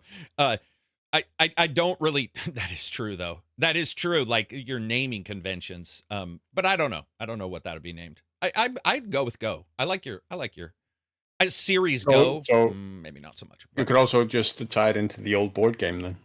That's actually what I was thinking, is that naming convention of that. Yeah. Yeah, it's a weird one. You never... And, it'd be Xbox, Sony. They have a weird way of naming things. I could just see them spelling Go weird. GOAH or something so dumb that you're like, come on. Gosh. Yeah, where you're like Go X. Or you do the smart thing and you literally give it the name it should be called. Xbox Mobile or something where you're just like, that's the mobile device. I don't need to talk about Series SX and XXL. Just portable. Xbox portable. Well, probably somebody would be like, we own that, or there'd be a pissiness about it, but you could do that too. Yeah. Just name it what it is and you move on from there. I would be fine with that too. Porto Box. Porto Box.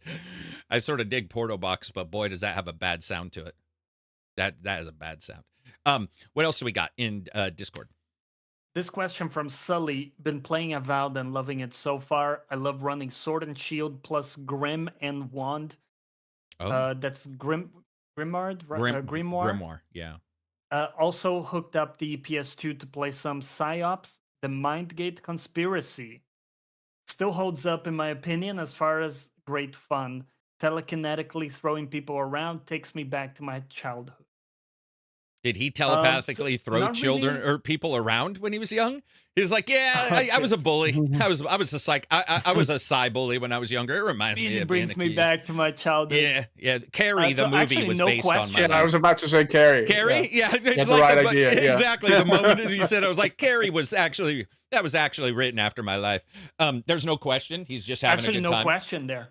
Just well, comment. I did actually state, this is the first time, and I should have been doing this all the time. I did state, if you don't have a question, feel free to tell us what we're playing, or what you're playing. Cool. We'll read it out. What's up, Knife? So with PsyOps, that's awesome that he hooked up the PS2, hooked it back up to play it. I think that's cool to go back to some of those old games on the original devices. It's not always the same on a backwards compatible system. Sometimes it's better, but I'm just saying he's getting to play, that native experience, which is cool. Also, I did have really a question, excited to see people loving Avowed. What was the question? Go ahead. Yeah, so based on Avowed, because you've been talking in our Discord voice chats about like some of the magic stuff, what's one cool or maybe a couple cool interactions that you've had with magic, like things you've been able to do with magic that maybe were fun and interesting? Well, you can cast ice on yourself and walk on water. Okay, that you was said cool. That was a really cool thing. Yeah. Did you find that out just? No, I didn't. I accidentally did it one time. Didn't know I was doing it. I thought I was using. So you have weapons that do ice. When you hit the water, you can walk on that platform. I mistook what was going on as me having hit the water and in some way freezing where I was running, which can happen as well. But when it comes to casting ice on yourself, I did not know. I saw that on a Reddit where somebody was like, "Holy shit, you can cast ice on yourself." I'd never thought of like aiming at myself, like aiming at my nuts. Like, who thinks of freezing their balls? Obviously, gamers, and I think that that's awesome. Like that's what should happen. I would say, freeze works for. I'm a big fan of freezing stuff because it does let you rethink your positioning. I have a magic user, an invisible magic user. That's sort of my build right now. So he can go invisible whenever he wants. And you have a time, when it comes off, you still have to make sure you have essence and stuff, but you can go invisible in the middle of battle. And then I have freeze as well. And what I have found is that those two together have worked insanely well in a way that I just hadn't thought of. But I don't want to talk about my interaction. I want to talk about the one thing that this game has. Whether you hate the game or whether you like the game, this game has done something that I do want to give them a shout out, because I did have my issues with the game when I reviewed it. Nowhere near as much as, like I wasn't like, oh my God, this isn't Obsidian. I mean, they made pretty clear what we were getting. So I had issues with performance and stuff, which seemed to have been patched up. I had issues with balance, also seemed to have been patched up yesterday. One of the best things in this game, and what I'm seeing replicated in the voice chat, we had like 20 or 30 people when that game came out. People were in there talking about it. And the one thing that kept coming up was that this might be the first game where a magic user can scare you shitless when you face them. And when I first came into the game, I don't worry about magic users in a lot of games. I usually think I'm going to buff out and I'm going to kill them when I get to them because I move like Doom in those games. Like, I'm always moving. I never stand still. But the very first time I faced a magic user was with a bear, and he kept healing everybody. And you realize, I remember the first time looking, going, what in the fuck is going on? Like, this guy, like, is this a druid thing? Like, is he a person that's in a bear form? And he, like, is a Baldur's Gate kind of thing? Like, why is this guy healing up? I go around the corner and this piece of shit magic user's back there hiding behind a rock, healing everybody. And if you have that on hard, that makes magic users exactly what I like in D&D, which is dangerous as shit if they're behind enemy lines. Like, a magic user should be dangerous. And how many times have we played a game where you put up your shield, magic hits the shield, and you're like, whatever. Yep, that's not what these guys are doing. These guys are healing up dudes that you're crunching like a son of a bitch. So you're swinging, you're hitting the guy, you're like, okay, I've almost got him killed. And then you hear that spell sound, and you're like, oh no, there's a spellcaster here? Like, I didn't know, because they don't always run out. How many times have we played a game where a spellcaster runs out and casts a spell right in front of you? Shit, that's the way I play. 90% of the time, that is actually me playing that way. This is one of the first times. I remember Solar was playing it, and Solar was like, dude, there may be some issues that I have with this game, but he's like, those magic users they're next level, and it is a great use of a character that gets often not used very well, especially in these kind of games where they're sort of paper tigers, where they're sort of like, oh, he's scary, but I'm going to kill him by just running past him. In this game, you can't run past the 3 guys that are trying to beat the shit out of you to get to him because they're also fairly mobile. And they all have gap close. This is something They all I've have noticed. gap close. Yeah. Even just the full melee dudes. Yep. They will track you. They'll get on top of you, and it's cool. It's been very cool to see people sort of understand and embrace it and be like, okay, this is the thing it is. Because you gotta adapt to it, right? You gotta problem solve around that. Like, hey, I need to get to the back line because if that mage is allowed to cast their shit, you're not gonna make it, right? So not only are you not gonna make it, Johnny, but all your wasted stuff is just that. It's wasted. If you hammer away on a guy and cast a spell and you almost kill him and he gets healed up, well, you just wasted everything. So the idea of continually looking about and looking around. Also, I think hard is where you should play it. I think it feels very good on hard. I think on Really?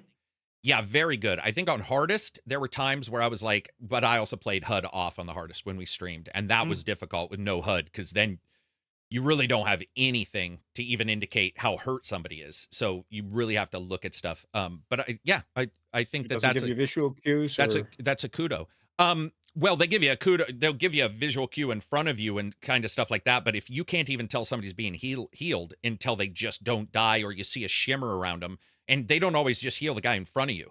You might be facing the guy in front of you and the bear behind you that you thought you had either killed or thought you had stunned with ice. And so you figure, oh, this guy's hit with ice, but he's a little too far away to run to. I'm going to take out this guy. And you're taking out that guy, and you turn around, and the bear apparently is none the worse for wear. And you realize, shit, he got healed on the way to me. So that kind of thing I really like. I also think that Avowed has some of the most mobile enemies ever. Those little fucking mushrooms, man. Like, I'm going to have nightmares of those little bastards because they're super small. They're hard to hit. You have to aim a little down. They run like Sonic, and and you're like, what the is going on? These guys are everywhere. Again, on hard. On easy and normal, which I saw a lot of people playing, I don't think it's near as enjoyable. I think hard is sort of where anybody, I'm not saying it means you're good. I'm saying I think that the game feels well tuned for hard, and the sense of reward's a little higher. That's all. Yeah, it's been nice to see. It's nice to see it review well as well.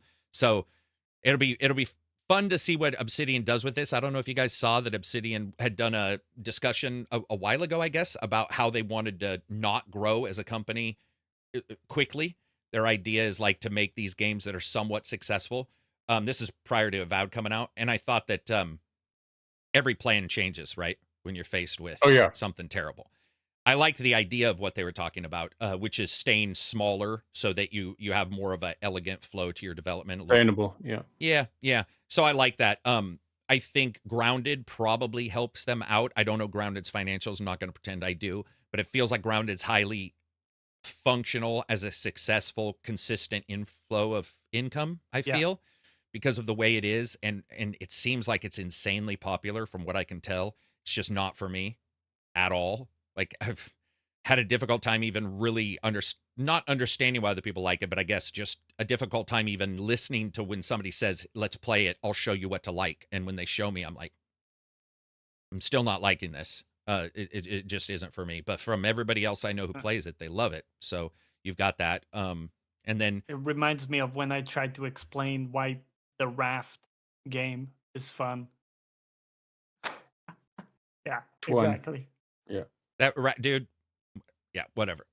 The Raft Stranded game, Deep or Stranded Deep's the other one, right? Stranded Deep's no, the one. Raft. He's talking about called the Raft. The Raft. You're on top of a raft the whole time. Yeah. And trust me, there ain't nothing else going on but that. I don't care what they say. Don't actually me. Okay, now there is, but there wasn't for the longest period of time. Yeah, true. There wasn't. True. Yeah, he's like, he was trying to sell me on it, Silver, and like I knew he was lying. I knew, like, you can't trust anything Johnny said. I like the moment he started talking, I was like, him and it was him and Absy trying to sell me on the raft. There's an like, amazing dome. Okay, it's, you know what? It's fine. I'm just saying. Move past it. Yeah, no.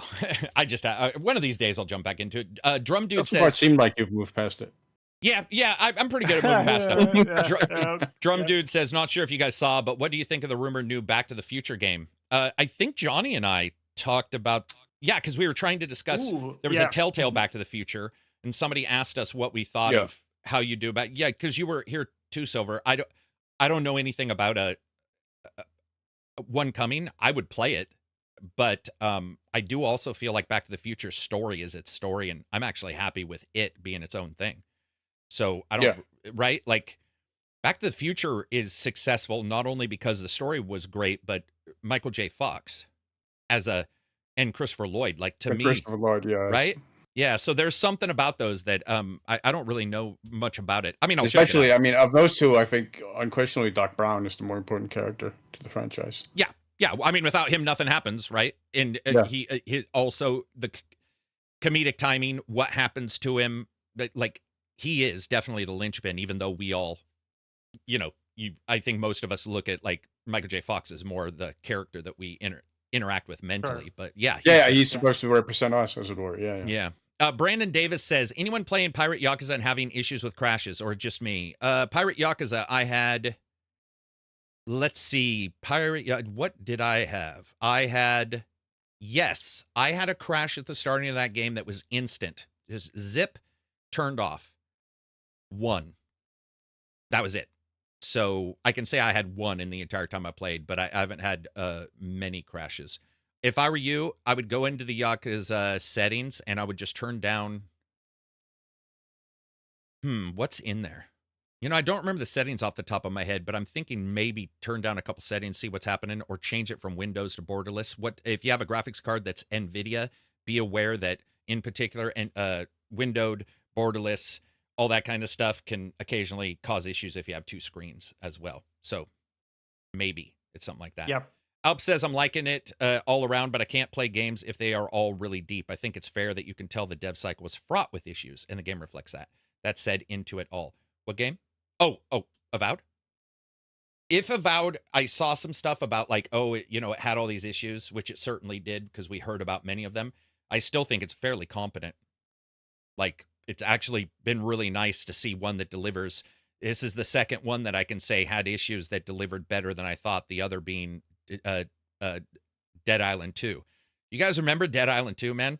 Dead Island 2 was, like, rebuilt, like 4 times or some crazy shit, and it was in development for ages. So the idea that 2 of those games have ended up, coming back and doing a good job, it's been nice to see. What else do we got for Discord questions? All right, so next up we got this one from Green Saturn. Hey ACG, what's one film that you would benefit from being made into a game? I'd say something like Pacific Rim would be a great candidate. Pacific Rim would be a good game. I think that'd be fun as hell. Pacific Rim, giant robots fighting animals. Rock'em sock'em robots, basically. Hell yeah. Yeah, that's a good example. You guys can go ahead too if there's any movie that's like newer or older that you think the idea of I'm not a big movie to game fan overall, but I think Pacific Rim's actually a pretty fantastic. I mean, that sort of fits what I would want to see anyway. Like, why do a movie as a game unless you're gonna go big? So Pacific Rim works. Yeah, I've said it before, but I think I would still love to see a modern take on Zorro. For like a you did say that game. Zorro, and I think you sold me on that once you started describing what, like, the different aspects you would want to see for a Zorro game. I do think that would, Zorro would be cool, and a lesser known, not, you know what I mean, lesser celebrated character now, I guess would be the way to describe Zorro currently. Yeah, I would check. Is there a new Zorro movie coming out that you know of, Silver? Not Is there any? No. Okay. Did you hear about James Bond being James Bond? The creators of James Bond have now passed all of it off to Amazon. To Amazon. Yeah. No, really? that's like, that's the biggest change, I think. I mean, Bond is one of the longest series of all time for movies, if not the longest, right? It's probably the longest. I would say, like I have the DVD pack, and it's like, fucking, and it's the thin DVDs, and it's like that fucking big. And I don't even think it covers the last three or four movies. So, yeah, them going to Amazon is weird, but they're old, right? Maybe they're just like, it's time to just pass this on to other people and see what they can do with it. So, will that impact the James Bond game, you think? I do not think it will impact the James Bond game. If it does, that will be one hell of a bad result. I don't even want to think about that. I mean, the thing that immediately comes to mind, of course, right, is when Disney bought Star Wars and shuttered LucasArts, right? They shut down 1313. Yeah. That's one of their first actions. Yeah, that would suck. Norb says DLSS caused me to crash and black screen. Yeah, that's definitely come up a couple times for me with DLSS in particular. I've had that on other games. Let's see. Oppenheimer. Oh my God. What the fuck? Schindler's List, the game. It's like, I don't think so, man. I'm okay. We have kind of had. Which one? The Operative? Where you can maybe Oppenheimer, like Oppenheimer like games where you basically build the Manhattan Project.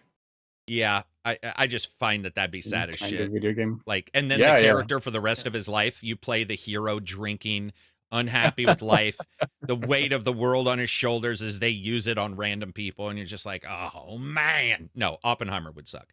Yeah, I'm hoping it doesn't affect James Bond, guys, because I want it's IO Interactive, and I want them to see success, and I also want to see what the hell a Bond game is going to look like compared to Hitman. Yeah, because there is absolutely some overlap. Except Hitman at least is stealthy. But James Bond is like, hi, I'm Bond. I'm a spy. Here's my car. Just signing in. Fuck with James me. Bond here. Yeah. What else we got? Maybe Mission Impossible could be. Ooh, Mission Impossible would be great. You just hit on something. GTA 5 is doing the new version or something. I saw some stuff this morning. And last night we were talking about GTA 6 being successful. And I was telling Sonar and Solar, the one thing I want to see with GTA 6, dude, I really want to see this, is that GTA 5 has the heists and all that shit built into online now. They have blown up online and they've got their cutscenes, their stories.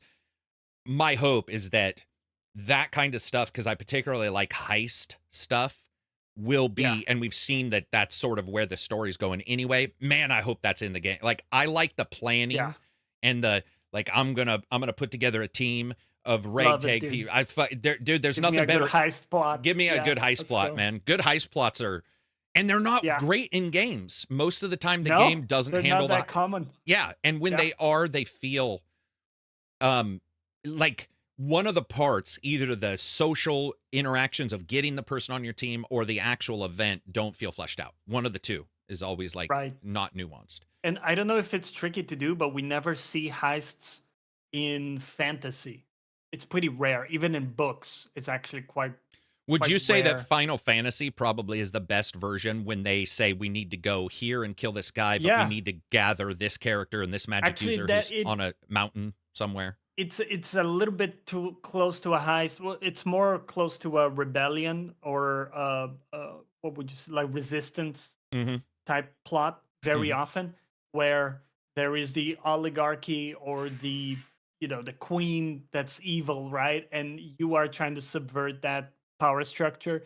It's more along those lines. But to be fair, there's quite a bit of overlap between those rebellion plots and heists. And I feel like in multiple Final Fantasies that I've played, almost all of them have something about we need to go sneak in because we can't go in the front door. We need to do this, and then we need to and Mass Effect 2. Mass Effect 2, its entire plot line is a heist. And often you'll have a thief on the team too for that purpose. And I mean, obviously, Thief entirely pretty much about that.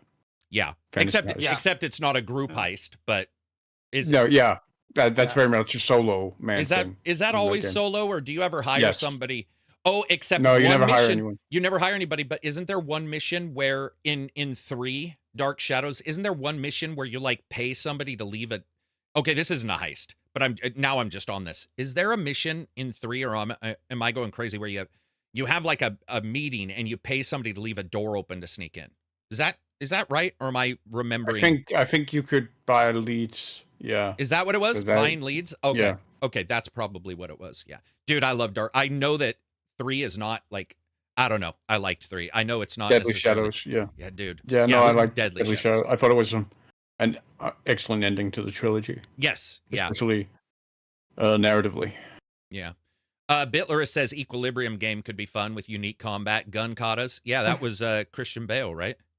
Yeah, it was a really fun B movie, that one. I really enjoyed it. It was called Cubic here. Oh, they had a different name. Really? Okay. I have a question. Yeah. Here in Europe, for the most part, it was called Cubic. Isn't Equilibrium technically about a guy who decides to fight because he has to save a dog? Isn't it a dog that Isn't it his son? Is it his son? For some reason, I thought he found a dog somewhere. Because I was going to go, is that John Wick? John Wick early? But okay, is it his son? Okay, gotcha. Vapor says, the Dread movie with Carl Urban would make a cool game. Yeah, if you... I don't like the... Like going up to the top. I think I would get bored of like going up to the top of a building. That would be a gauntlet. You're climbing up the tower. Yeah. But I like Judge Dredd. I think Judge Dredd is, from what I understand, there is a Judge Dredd game still coming as well. So there is a Judge Dredd because the IP was moved. AD guys ended up selling to shit. I can't remember the company. It's not a huge company, but I remember that IP was included in a sale of other IPs, and I'm almost 100% sure they were indicating there was a Judge Dredd game. That's been a long time, though. Been a long time. I could be wrong on that. Stargate would be awesome. Stargate would be great. Stargate would be cool if you go to each planet. You know, you have a mission per planet. You go. That would be cool, especially if they hired Richard Dean Anderson to do the voice. I'd be all over that. He's alive still, right? Yeah, he's still alive. Yeah, pretty sure. I'm pretty sure. I feel like every day I wake up, another guy I love dies. We gotta double check, but yeah. If we're talking like books, one I'd really love to see would be a Peter Pan game. Peter Pan game would be great. Yeah, Peter Pan game would be great. Imagine Neverland as like an open world with like flying around as Peter Pan, fighting pirates and stuff. Yeah, that doesn't involve Square getting their fucking nasty hands on it and fucking it up.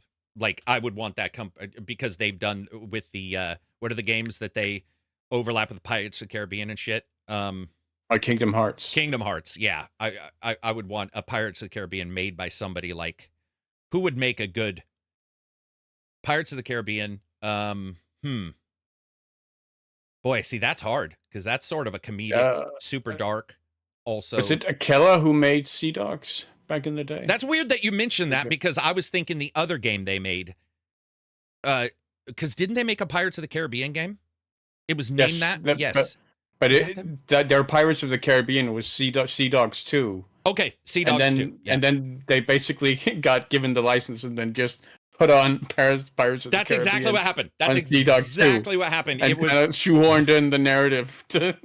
I forgot all about it. I knew that I knew something weird had happened with that IP because I remember going, that's Pirates now of Caribbean? Because I did like Sea Dogs. As Sea Dogs, they were rough games. They were ahead of their time in what they were trying to do, but I actually really enjoyed that. Ransom says, who did Banishers? That is Don't Nod, right? Because they did Vampire as well. Or is that Deck 13? So, no, that's Don't Nod. Yeah, Don't Nod did that. Banishers, man, we have somebody yesterday who just started Banishers, and I'm excited to hear what they think of Banishers. That's like, that story in Banishers is fucking phenomenal. What else do you got, Johnny? Well, funny enough, the next question was, what book would you bring into a game adaptation? So I guess we already got an answer there. Just to add on to it, I did 18. Like the... Sorry, go ahead. Oh, yeah, 18. I did like the Mistborn series, and I thought the first book was pretty much like a heist plot in a fantasy setting. That would be cool. Plus, they have really cool powers that are pretty much like extensions of physics in a way. So I think that would work really well with like each character having a power and being able to like pull and push metals and stuff like that. I also, like if we're talking about books that have been movies for some, but also books that haven't, I would say Richard Morgan's either Altered Carbon as a game, because I love the technology Oh, and the yeah. cyberpunk, but also Thin Air, which is his better, probably his better, maybe not his better book, but Thin Air was incredible. I'll just say that. And that was cyberpunk on Mars, basically, and the battle between Mars and Earth, and the technology was insane. The level of technology that they had grown. He did a good job explaining new tech and how people adapt to it. I would kill for a cyberpunk spy slash espionage action game. Not so spy like as Splinter Cell, but not so just kill everybody as Cyberpunk 2077. Yeah. Right. Like, do you get my drift? Like something that, because I think if you turn into 2077, it becomes it's fun, but it loses a little bit of the impact for me. I think that's actually something that Kingdom Come 2 did really well. It's grounded violence. Yeah, overall, yeah. Yeah, where it feels like the violence is significant and has a significant impact on the game world itself. Yeah, I mean, the only thing, because it's Henry and because it's such a focused narrative, I think when something bad happens or good, like a little sexing, it hits a little harder. You're like, this is actually a thing, and they do a good job giving you bonuses or negatives or making other characters react to what you've done very well. And also just sometimes allowing silence. Like there's potentially a very horrible event that can happen where afterwards you're just sat in silence afterwards, where nobody's talking, and just sort of absorbing the enormity of what has happened and the impact of it and the impact of the violence. And I think games allowing themselves to sort of do that and to reckon with the reality of violence can be extremely impactful. Brandon says, Kingdom Come developers should do a Viking era or a pirate game. I don't know if I would want to see them do either of those. No. Especially not a pirate one. A Viking one, maybe, but Vikings have such a different... I mean, you could basically just say, we're going to do it like Henry, but we're going to replace him with this other guy, and it's just going to be in Viking lands with battles. And I guess Viking more than pirate. I'll say that. Viking more than pirate. I'm not really, I would like to see it more in like Han China or something. Over just that, say go and do something completely like... Yeah. And then have to deal with the whirlwind of people saying, actually, the story is that the Japanese only folded their swords 422 times, and you said 423. You're like, oh my god! There are really only 7 buttons on the petticoat, not 6. That's awesome. The stonework here, at least from the Discovery Channel video that I've watched, is technically incorrect. And you're like, oh, Jesus Christ. Bunch of experts from watching one fucking video. The same things happened with the Microsoft announced this weird generative AI thing where they were talking about we're able to create a game footage for a game after just giving it 10 frames and all this stuff. And it's really neither here nor there because it's not even a workable product. But it was so funny to instantly start seeing people who are experts because they've read a couple papers. And I'm like, dude, the people who cover AI have studied it for 11 years, and even they will fully be like, a lot of this shit, no one knows how this is going to work or that's going to work. But you've already got your YouTube experts being like, I know what I'm talking about. It's one of the reasons even when Absy was on, we talked about AI a lot, or Johnny and I occasionally dive into it. It's like, well, this is where it's going, but everybody thought it was going here, and it's actually going over here. Or this is where one company's trying to use it here, and it's great. This doesn't sound so great over here. But when it comes to AI, you really can't talk about AI without everybody just getting super pissed. This is just the way it is right now. Cantankerous Goat says, the lies of Lamora? Dude, I'm listening to that right now. Cantankerous. Not literally. Oh, I thought you were saying it was Cantankerous. You're responding to him. I forgot already. Yeah. I call him the goat. Wood Pit, the historic concept would be good for all kinds of themes. Yeah, historic's great. The only problem is you run into experts. If you say your game's historic, might as well just make sure that your social media account is run by a robot, because you're just going to be dealing with experts who are and the big problem with history, as we all know, When I was growing up, history books said one thing, then as time changes, something changes here. Oh, we found some more data over and here, our blah, blah, blah. perspective changes on Yeah. it. Yeah. So if you as got a we learn 7-year more, development, who knows what's going to change? It's like you might as well go so far back that there isn't a lot of history that's written, so that you can just be like, our perception of it is constantly evolving. Yeah. What else we got, Johnny? So this one from Sea Bear, bit of a longer one. So one of my favorite boss battles in gaming was fighting the clone of Shepard in Mass Effect 3's Citadel DLC. Really? He had the exact moves, abilities, and he could heal his teammates just like the player can. Do you think a full-fledged game with this concept could work? I imagine a campaign where you would work towards a goal, but at the same time, the AI is mirroring your every move. The AI copies your tendencies, making the same moves you do.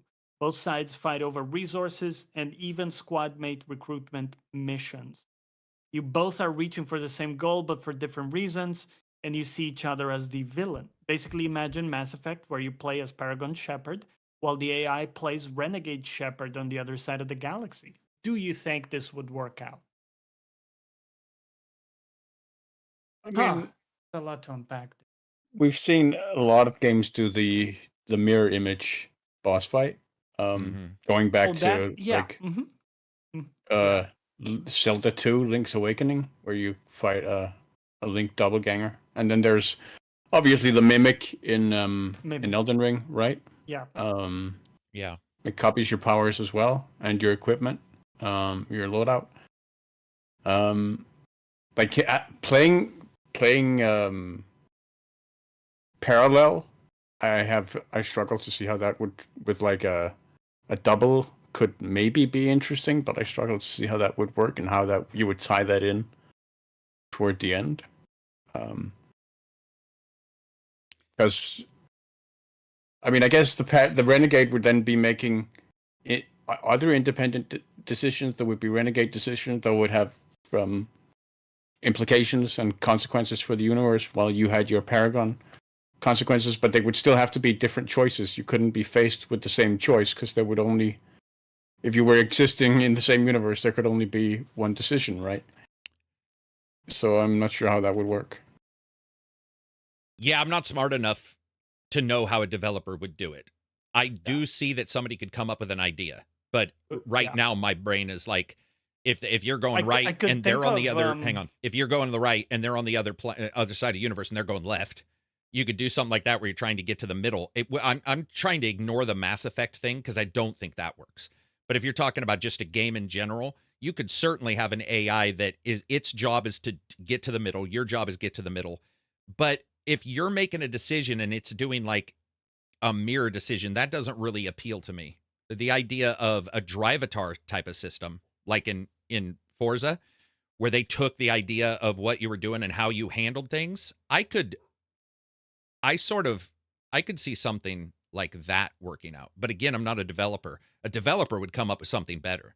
That, you know what I mean? Like a developer would be like, oh, actually, I have Dragonlance. I agree. So sorry, go ahead, Johnny. What were you going to say? No, they would maybe gamify it better, but I agree that the premise of having a race to the, race to some goal, it could be getting somewhere first because maybe there's treasure or whatever, or it could also be defeating something, and maybe they have other motives for doing so, and they have like means that you don't approve of, and so Continue. you're I'm gonna let antagonistic, but you kind of have a shared goal in a weird way, and there's a zero-sum thing where one person getting there means the other person doesn't, kind of thing. That would make sense. But yeah, it's hard to kind of hard. I'll also say I had a very different experience of that boss fight in the Citadel. Maybe because I was playing on insanity difficulty. But yeah, that fight was not very fun for me at all. It was like a more effective version of yourself fighting you. Yeah. Also, he's not alone. Like that Shepard clone is not alone. There are minions and stuff in the fight as well, if I remember right. So Like that entire DLC, frankly, wasn't balanced for insanity difficulty at all. Like the very start, you get jumped in a restaurant, and I died in that ambush so many times. Like that was the hardest part of the entire game. Was just that opening of the DLC for me. So let me give you an example of a game that might work. The main boss in a Dark Souls style game might be you, or a mirror image of you. Right. And the only time that you get something, whether it be skills or what have you, is when you go to a bonfire. But you're informed that every time you go to a bonfire, it then updates the boss with whatever you have. Yeah, right. Right? Yeah, that could work. So that you could work so really you well, actually. right, so you purposely don't go to the bonfire, but there's something there that if you don't go to the bonfire and you die, something happens, right? So you try to figure out a way to augment your playthrough to where you go to the bonfire as little as possible. So when you face the boss, that maybe you have a skill or two they don't have, but you know that they're going to have a lot of what you have, like a shard universe kind of thing. Because then you have to constantly weigh, oh, if I make myself more powerful, I'll make the regular enemy encounters easier, but I'll make the boss harder. Yeah. But if I make myself stronger, I'll make the regular enemy encounters easier, but I'll make the boss harder. Right? Yeah, if you had it like a fantasy world where there's like a mirror, it breaks while you're looking at it, what have you. I'm literally just making shit up. And that splits you made a sense. And that splits you into two psyches, one being the mirror image evil one. They're in the main area, and you have to defeat them. You have to put the mirror together, blah, blah, blah. You have the bonfires or something to that effect. You could call it anything. And they're beacons that inform and update the boss to what you have, which allows for them to prepare. And like you said, if you don't use those, you're going to be killing the main guys that you fight, the little guys you fight will continue to be hard. If you update them, those guys will be easier. But you know that now your shard universe character, the guy in the center, he's going to be able to get whatever you've got. And so you're consistently balancing that. And I don't know how long the game would be able to go. I don't know if that's a game. No. You know what I mean? That's sort of like an idea. How long you could sustain that for. And sustain it to where it feels good. But I do like the idea of bouncing that of having a thing where, and you don't need even a shard character of you. You just say the main boss is like a doppelganger of powers. It doesn't even have to look like you. It's just, you know, that every time you go, that beacon gives them the data of where you are, your resistances and your armors, what have you. You show up and you fight different things.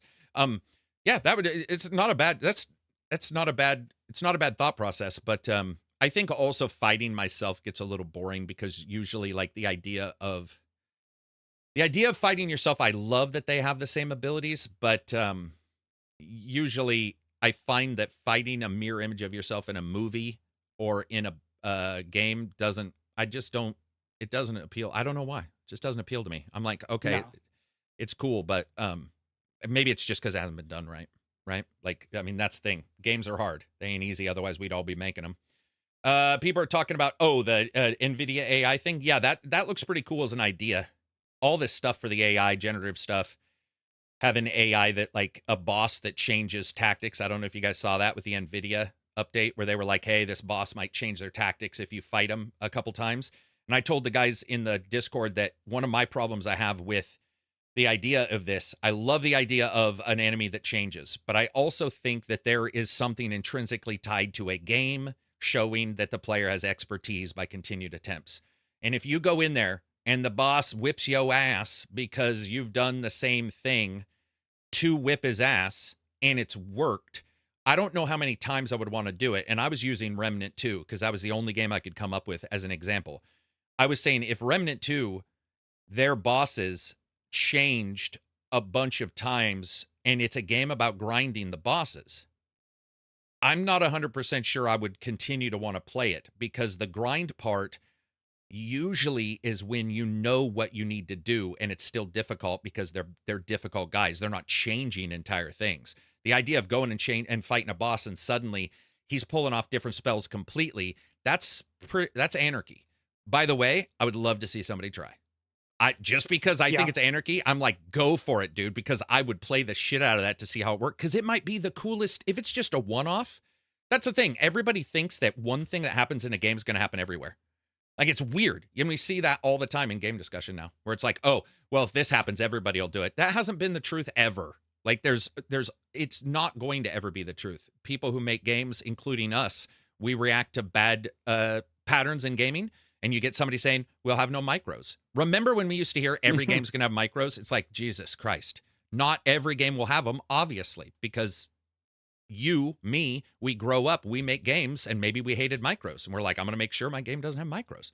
Like, feels like that generally makes sense. There's obviously a status quo that we see followed. Dark Souls. I think Dark Souls is probably one of the better examples of a lot of games trying to fit a Dark Souls into their game, you know? Yeah, Fortnite as well. With the Fortnite as well, where you're like, dude, okay, we don't need, this many, that kind of stuff. Imagine a Dark Souls boss that consistently changes its tactics. That would be so frustrating. Yeah, that's what I'm thinking. But a good developer would give you tactics or give you something, right? That's the other thing. A good developer would give you something that helps you mitigate the... And not only that, but the whole game would be designed around that. More so reaction than anticipation and preparation, which is what Souls games are built around, right? They're building in the factor that it's going to take you attempts to learn and adapt and everything. That would flip it on its head and say, actually, we want people to be well equipped to tackle stuff they see for the first time, because it will be different most times. That's what I was trying to explain to the guys last night, is that would hinge much more on player speed of reaction if we did get to that point, which again, or having tools, right, that enable you in that way. Like, yeah, for sure. Woodpit says, I like the Kings and Generals YouTube. They do a pretty good job of doing that. Yeah, Kings and Generals is pretty good. What is Kings and Generals? Historical YouTube. It's a historical YouTube channel. Oh, sorry. Okay. Do you know what I thought it was? A mobile game. I swear to God, there's a mobile game called Kings and Generals. But it probably is, because there's a billion mobile games. But what else do we got? Anything, Johnny? So next up, we got a couple more. So this one from Colis. He says, my memory is shit, so feel free to skip if you've answered this. What's the game that really got you into gaming? For example, I grew up playing mostly Mario games on the NES or SNES. And my grandma's house to pass the time. But I wasn't really into games until I saw my older cousin playing OG Final Fantasy VII. It hooked me, and I haven't looked back since. Damn, that's cool. I don't know if we've talked about the game that got us into gaming. We've talked about the first games we played. But like the game that got... The game that...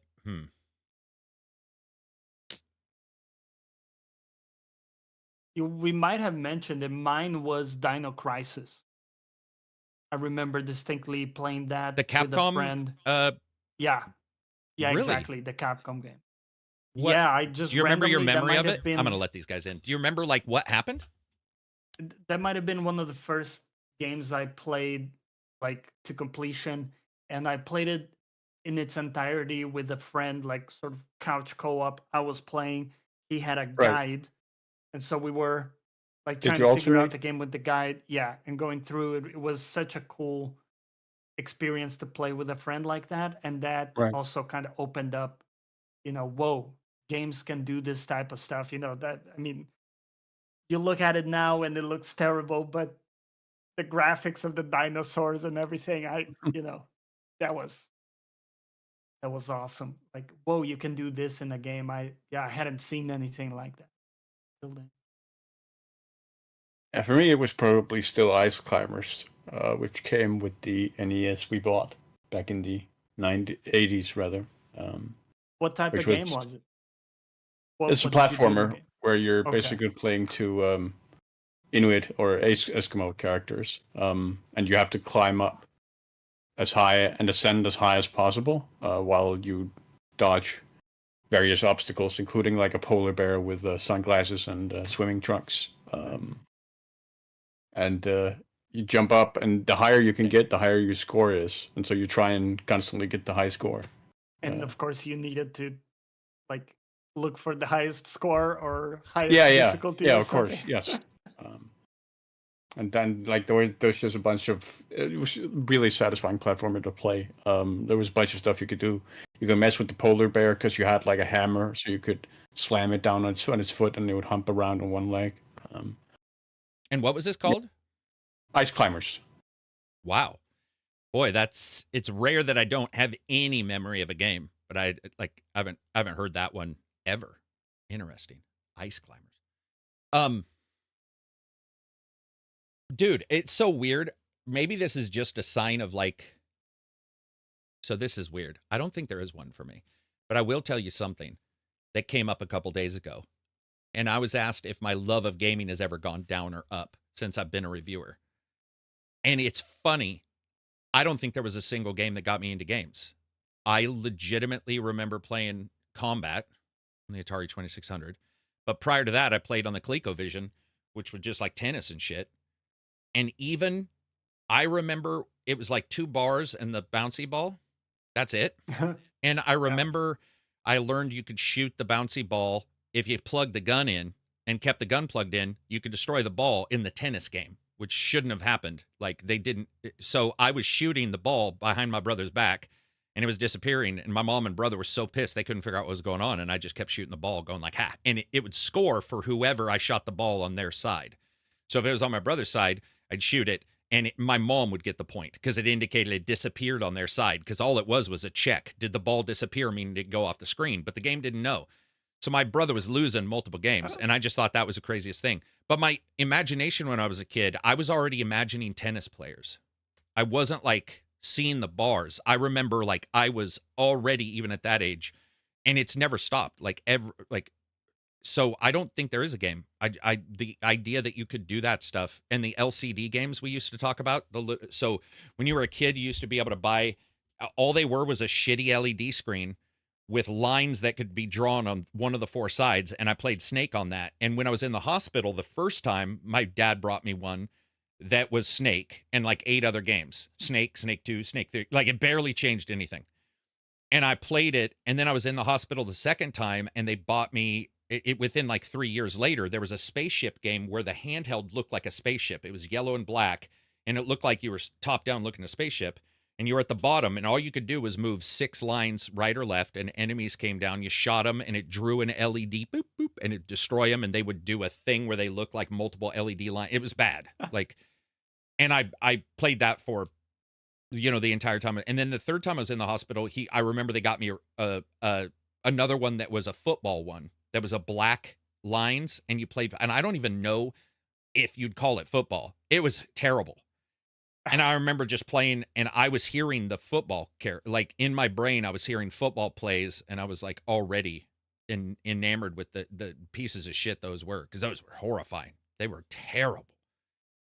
So, I mean, I guess I just always have. I mean, my first one was like the first game I ever played. I'm trying to think if anything caused me to.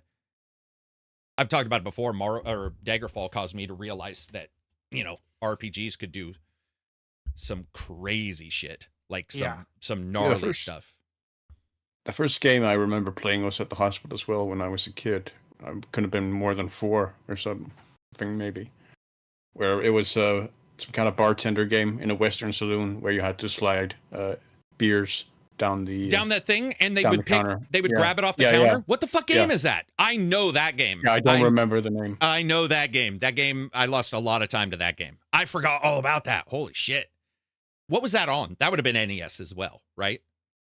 That wasn't NES, for sure. That wasn't NES. I don't even know what it was on, because I was so young that I literally don't remember anything outside of the game. Other than that part? Yeah. And sliding the beer down the Western Saloon counter. Yeah. Yeah, those were enticing because you had to use your imagination for 90% of it, because the sounds were bad too. Like beep. Yeah, beep, right. Boop, or MIDI sounds. Yeah. Yeah, it was, oh man. And I used to take them apart so I would break them, especially if you had them for a while. It would break and I would take it apart, and I didn't understand anything about electronics, but I'd take it apart and I'd see the transistors and wires, and I remember being really enamored with the idea that hardware was making a software. Like there was a transition there that I didn't quite understand. That like, how is a chip making these guys do this thing? There should be monkeys inside this thing. How is it moving? And I remember just being really impressed with that kind of stuff and already into it. Yeah, it's weird, man. There hasn't been. I will say the one thing that really lit me up though is when controllers got 4 buttons. I will say that I remember that being like, and they moved to the 16-bit. Dude, it was. there was something that was really like I didn't know I needed it, and then when you got it, you were like, oh, for sakes, this is of course like it makes because I went Atari right with one red button, Yes. and then Sega Genesis and sorry, Sega Master System and and Nintendo had the two. That's the 2 buttons on the D-pad. Yeah, and then you started going to I think Sega Genesis might have had ABC. There might have been ABC X. Yeah, right? I think that was 3. Okay, yeah. And then going to 4, and analog was a big deal. Second analog stick was a big deal, but I didn't feel it was as big as when I got those extra buttons. There was just, I felt like, oh my God, I can do these other things. But isn't it weird that we used to not be able to control the camera in a game? Right. That there was no analog, or if you did, it was going to be on your face buttons or something crazy. And now, like, you look back at that and you're like, how in the hell did we play those games? Do you think we're gonna have the next step, which is like 6 buttons instead of 4? I have a 6-button controller. I love it. I would love it to be default, but I don't think so. I think trigger and bumper have taken over. I hate bumpers, by the way. I just don't like the way they feel, where they are to get my fingers to them. But I've sort of just been under the understanding. The ones I really hate are the clicking in the control sticks. Yeah. Oh my God. You mean pushing in a control stick? Yeah. Dude, sorry. That's terrible. That's I would honestly okay. How many times do you accidentally activate them? Or you move forward on accident when you just wanted to click it down, and your character slightly moves forward because your hand is on a. That is a good point. What's the worst control thing we've like got? I would have said bumpers, because I don't like where they are. You have to get certain controllers to feel like they're actually under your fingers without moving them. But I would agree with you. I think clicking down a thumbstick is horrendous. I have completely worked around that by using the me too. Like the back. But so actually for both of them, I can just press these instead. Yep, that's what I did. That's become my go-to. Yeah, I have completely gone away from that, and I also start and select if the controller is one of my controllers that has multiple back buttons and multiple front buttons. I switch those off too, because I don't like having to go over here for a menu. It just doesn't feel right. I would love to see sticks never be pressed in again. I fucking hate it. It never feels good. And have you guys seen, there are some games that put an action on that? Like, there's the occasional game that's like, I have an idea. Dude, let's put an action. Marine 2 had like execute on the press joystick button. Ooh, or activate special ability is to push in both of them at the same time. How many games do that? No, man, no way, man. I hate no way. No, dude, it's like back in the, especially when analog sticks had just started becoming big, there were some games that put jump on the right thumbstick going up, because they were testing things. They were trying to adjust things, and I was just like, these are terrible. Like they're just, and luckily we've gone away from it, but occasionally you'll still get that game that's like, do you want the alternate method? And you'll be like, well, what is that? And you click on it and look, and you're like, I'm not a fucking mass murderer. I do not want that. And if anybody chooses it, telemetry should fucking inform the FBI to come to their house, because only murderers would use that control scheme. Come on.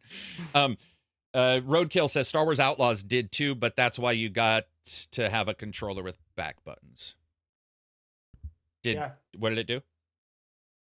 I'm assuming the same, like pushing down the thumbstick. Push, What else we got? Okay, so we got a few questions here. Maybe we can. Oh, we can work through them. We're at 2:20. If Silver, if you have to go, because it's like, okay, all right. If it is though, just give me a heads up. Go ahead. So this one from Gaming Guitar Alejandro. What would you currently focus on if you were a YouTuber attempting to gain more subscribers and watch time? Well, Carrick, tell us what should we do? If you have no morals whatsoever, you look at the news for every single clickbait, moralistic argument you can make, and you make one on each side, so that you piss off everybody. You do one that says, I absolutely hate this. No, it doesnn have to be political. I'm talking about gaming. You could be like, here's why microtransactions are fine. Civilization 7 game. Civilization 7 is the greatest Civilization game. And then the other video, the Civilization 7 is the most terrible Civilization game ever made. And do you know why I'm backing this up? Because articles right now from websites are doing this exact thing. We were having a discussion about a particular website that legitimately, same writer had like 2 opposite takes on the same thing. Like, Microtransactions are totally fine. Microtransactions should never be in a game of any kind ever. And you're like, damn, what, this game is absolute trash. Here's why I like the game. You're like, dude, seriously. So people have already been doing it. If you had no morals whatsoever, or no compunction, I would say that would be the way to do it. A good example of what to do would be to find something that is a little unique. I do tell people there's a huge gap for DLC reviews, and I believe that is still continuing.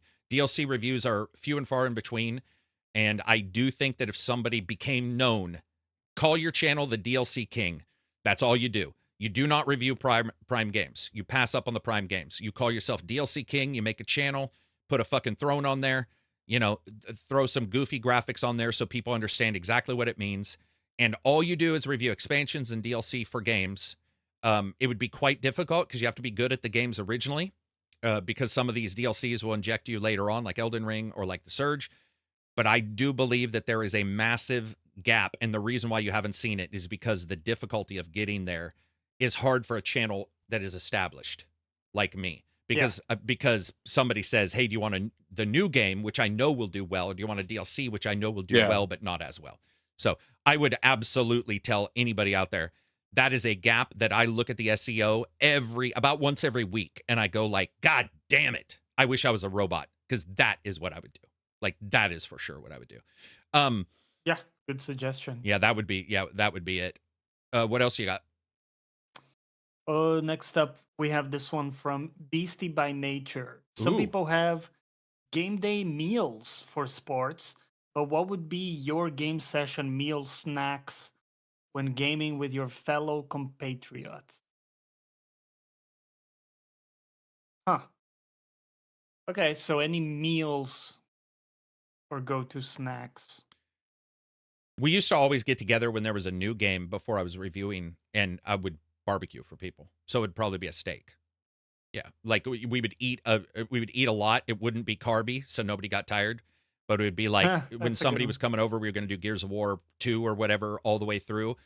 We would do a barbecue. Everybody would be fully full, so they don't have their grubby ass mitts on my controllers. Because if I saw a smear on a controller, that guy's out of the fucking house. Like, get the fuck out of here. Like, it has to be clean. So we would eat, wash up, clean everything up, and then sit down for our game for like 8 hours. So I would definitely say a steak. I just like steak. What about you guys? Either one of you guys? So far, it's been like pizza for me. So when I have a friend over, pizza, we'll usually have a pizza because it's easy to eat. But I should have thought about the carb up situation. Yeah, watch the carbs. We got pretty sleepy sometimes. I love it, dude. That's why you give them the carby pizza, and you're over here. They're like, why'd you get that weird thin pizza with the bottom all the pepperoni? You just yeah, and you're just all ready to do Virtual Fighter. What about you, Silver? I don't really do snacks anymore. But I mean, when I get together for board games and stuff, we do. But that's just regular potato chips and stuff. Nothing fancy. What's the potato chip of choice? For me, really just nothing fancy, plain, or like tomato oregano sometimes. Not Cool Ranch though, right? You're not a serial killer. No, not a huge fan of those. Yeah. No, I mean nobody is, other than like Dexter on the TV show and Charles Manson. I'm just joking. Somebody's getting. I really don't. I used to like it, but now I have Cool Ranch and they even smell gross. I don't know. It's just, I guess when you're younger, your brain is like, I'll try it. When you get older, you're like, it's all right, and I'll pass that one up. What do we got next, Johnny? This one from Kel.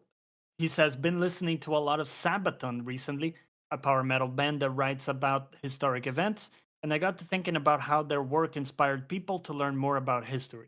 Transitioning to games, what band would you want to write a song about a game you love? Doesn't have to be a video game, as a way to inspire people to give it a chance. Unleash the Archers. I would like them to write a song about. So it has to be a game that isn't hugely popular right now. Maybe that didn't grab. Is that what they mean? Like to sort of. I think that's what I'm getting. Okay, so I was gonna say Mad Max because they already did a video that is pretty close to Mad Max, and Unleash the Archers are fairly good with. Not fairly good. They have incredible vocals. So if it wasn't Mad Max, it'd be. See, that's the thing, is like a game that isn't well known. Shit. Mad Max didn't really catch on. It caught on later. I don't know the game, but I Unleash the Archers for sure, without a doubt. I've already asked. I've never got an answer, but I'm like, could you guys do a game video? What about you guys? Is there any? I mean, it's Jefferson Airplane, maybe. Oh, dude, Jefferson Airplane. For what game though? For what game? Like a game like Genesis Noir or something that's just like a visual sort of that'd be cool. trip, kind of. Like... That would be cool. I never thought about that. Yeah, that would be cool. That would fit too. That would fit. What about you, Johnny? I think something for Lies of P. If you get something like I don't know who would be a good fit, to be honest. I was thinking about Breaking Benjamin. They could do like something poppy, a bit heavy, and talk about the plague or whatever that's going on. Talk about the plague. They'll do a poppy song about the plague. That sounds like a random songs, generator. It's like, Dear Agony, like just going through a bad situation. So yeah, that is true. What else? All right, and this is the last question from Ginger Nips. Is there a game setting that makes you just tune out? Just turns you off? Maybe it was all the years of the PS3, but I can't stand sand. Too much damn brown. I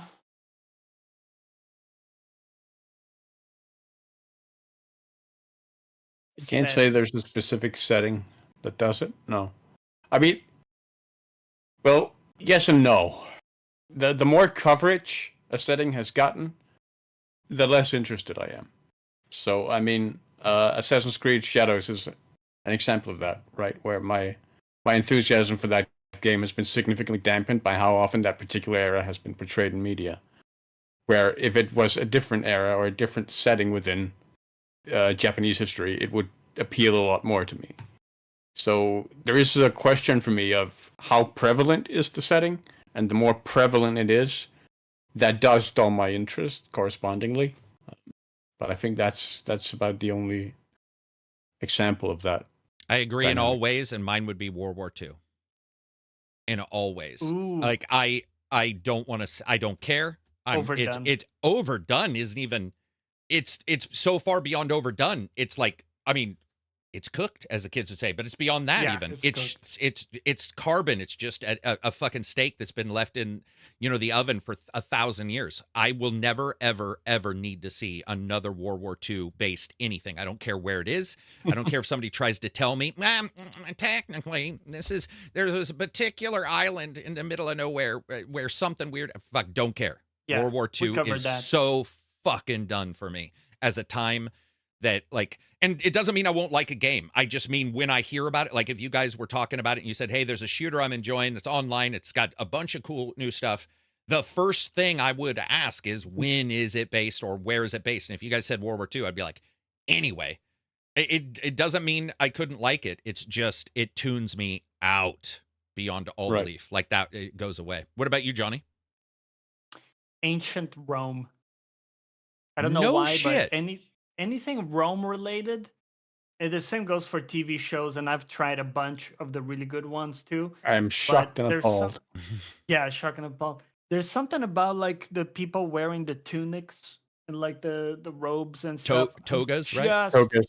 Yeah, the togas. I'm just not, the whole like leaves on their hair type I get thing. I'm sort of done with that. I felt that way, Johnny, about Odyssey before I played it. Because I remember that, Odyssey isn't too long ago. Like I was already reviewing and we were already doing podcast stuff. And I remember being like, ooh, this is not my time frame.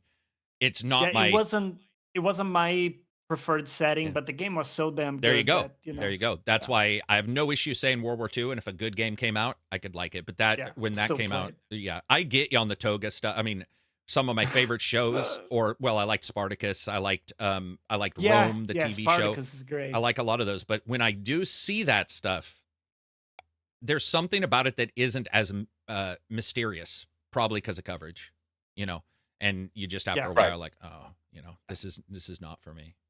So, yeah. Then he plays Sniper Elite. Yeah, exactly. That's why I said, like, if the game is good, I'll still play it. But I'll tell you what, every time Sniper Elite says it's a new thing in a new part of the war, I'm like, for fuck's sakes, and that's why I always say I'd love to see a Sniper Elite based in the fucking future. Like, I would be completely. You can't go too far back, otherwise you're shooting each other with fucking crossbows, or arrows like that. That would be a whole different game. But anything else? That's it for questions today. All right, before we wrap it up, let me look online and see if there's anything that we missed. I do this every time because in the past, while we've been in the middle of a podcast, something crazy has popped up. We've been like, damn it. While you look that up, let me run something by you. Would it be possible to do like a reverse heist situation? Instead of like poor people getting together to rob the wealthy, a bunch of wealthy people get together to like further, oh my god, like just steal from I haven't really thought it through, but I think have there's not thought that there. through, man. Dude, that's called Crusader Kings, when you raise the tax rate. Yeah, basically. I mean, yeah, dude, that is maybe the likability would be a bit of a difficult. I love the idea of trying to figure that out. Yep. By the way, other data that we got, I wanted to just bring this up because this is cool. I personally don't know how it happened, but I'm a fan of mysteries. And if somebody solves this mystery, that'd be great. Earth Defense Force 6 sold 600,000 copies. So my only opinion on that is that nobody had played 1 through 5 and realized it was the same game. I'm just joking. It's not that bad, but it is still pretty shocking. Good for them.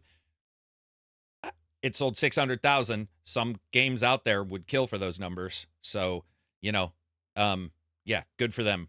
600,000 for Earth Defense Force. I feel like crazy. I find that insane. But still, hey, it is what it is. Let's see. Dune Awakening got a release date trailer. I don't remember. I didn't see this. We were talking about desert. That was going to be my second answer of places I don't give a shit. But I am interested because Dune, yeah, it's a desert, but it's also, come on, like there's weird shit going on. Got some fucking, power words and shit. So I'll play the hell out of that.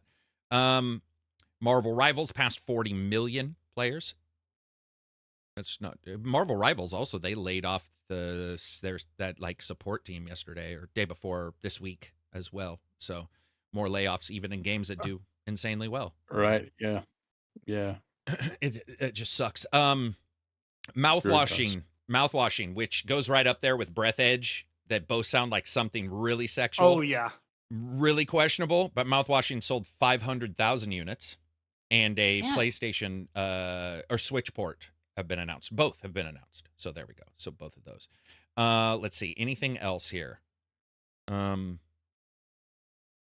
Looks like that's about it. Do we have anything else before we wrap it up? Anything amazing? Anybody have any questions in the chat before we call this one? I'm trying to think if it's been sort of a dead week. We covered blah, blah, blah. I think we covered everything, right? Yeah, we covered everything. Yeah. Next week, you'll see some reviews from me. Johnny, streaming this weekend? Yeah, probably streaming some games with the community, some league games. And then, soon I'll be able to talk about the game I've been playing as well. That's going to be really cool. Yeah, I'm interested to see what game you're playing because he hasn't even told me. So, yeah, it's completely top secret, but yeah, there's a bunch of really cool games coming up. So I'm really excited for this month and the next. Yeah, dude. I mean, there's a couple previews. I for sure can't talk about any of them at this exact date. The embargoes for talking about will come up, but it's definitely into Feb, all through March. April now has 1 or 2. It's definitely a high time for gamers. I mean, it's like for the most part, what I've been really happy about is like, even if I don't like one or if I like all of them, what have you, there's a lot of them have got good scores. It's been nice to see. And then people really jumping in and actually having a great time sort of with whatever they do. I've seen people do Kingdom Come. Just saw somebody beat Kingdom Come 60 some hours or whatever, and really enjoying that. Somebody saw another person drop off a Kingdom Come and they just beat Avowed. Saw another person jumping into Yakuza and then had forgotten that there were like, 10 games already this year. And so when I jumped in, there were people playing games that I was like, oh yeah, that came out this year. So it's been pretty cool to see all the stuff. It's been really, like, for me in particular, it's been amazing that within the span of a month, I've seen 2 iterations of classic series that I'm very fond of, Dynasty Warriors and Dynasty Warriors and Civilization. Yeah, where they both sort of distilled a lot of what previous games have done and sort of provided fresh takes on those series with games that have really held up for me on the gameplay level. Yeah, I mean, it's weird that we've all been playing, like, we've passed all the games we used to talk about, and including Civ, because I still remember being like, oh, Civ will be coming out in a year or 2, or Pirate, like a pirate, as I call it. Like, the idea that it feels like we just saw the first trailer. Now, admittedly, they turn around games pretty fucking quick, but yeah, it's been pretty cool. It's been a busy year. For you and me in particular, Carrick, the benchmark will always be Dragon's Dogma 2, right? Yeah, I think Dragons. I think that we so. managed to live. Yeah, I mean, to see that. I think Cyberpunk is up there. Cyberpunk is up there, but has less of a bad, dirty taste in my mouth. So I like to think of. And who knows? Dogma. Who knows? If we go for another 10 years, maybe we'll see Star Citizen as well. Maybe we'll see. Or hey, maybe like this conversation just came up last week. Are we going to see a Dragon's Dogma 3? Like, because I'll always be a Dragon's Dogma fan, even though 2 had its issues and 1 had its issues. It's like the one game I think is close, Silver, that I don't know if I trust this game, man. And that's that Crimson Desert. Right. Like, every time I see Crimson Desert, and I've seen some amazing stuff. There's been some stuff leaked. There's been some stuff that's shown at events. There's been people with hands-on, not hands-on. It's like that could be one of those games that we all are like, wow, they've moved some things forward, including some stuff that, is just the general games have moved. But, or where we're talking about it the next week going like, damn, man, that did not hit. And that's going to be super. That game, I would say, is close to Dragon's Dogma for me, in some of the way it plays and some of the stuff I've seen. More bombastic, but there's some stuff I like. It's also still a question of whether we'll see additional content for Dragon's Dogma. I think it doesn't look likely, unfortunately, at this point. But I mean, we could still see an expansion or something. I would like to, but I think they're probably focused on Monster Hunter at the moment, right? And they're probably one of the top tier, developer publishers right now. I mean, they've got Resident Evil's doing well. Like Monster Hunter looks to be doing. You know what I mean? It's like, when you look at their stuff, there's only a couple that I find, Resident Evil 3's remake was a little hedgy, but there were some other games, for the most part, they're pretty goddamn capable. Like, they seem to have sort of figured, I don't even want to say this out loud because I feel like I jinx everything, but I feel like they've figured out for the most part. Do they have issues? Yes. In particular, one is the microtransaction situation that came up with Dragon's Dogma. It's come up in the past. They're like Ubisoft, where they'll release a game, you get those microtransactions that people hedge about, blah, blah, blah. That's definitely something Capcom still, I think, has some clumsiness, I guess would be the easiest way to describe it. But yeah, man, and I can't wait to see whatever happens with Resident Evil. I mean, at some point we should be hearing, what do we even have for Resident Evil that's coming? I haven't heard anything. I don't think I have either. I don't think we have. Nothing announced. All right, speaking of not hearing anything, in about 1 minute, you guys will not hear us anymore. I want to say thanks to everybody who's watching. Thanks to everybody who showed up. When this is done, could you please thumbs it up or leave a comment? Leaving a comment helps hugely for the channel, as well as listening to us on Spotify and iTunes. We'll be up there in about an hour. If you're a patron, you will also get the ads-free version that'll pop up on Patreon in a couple hours once all the editing and shit like that is done. Peace out, everybody. Check out the Patreon. If you can't, I hope you enjoy the rest of your week and play some good games.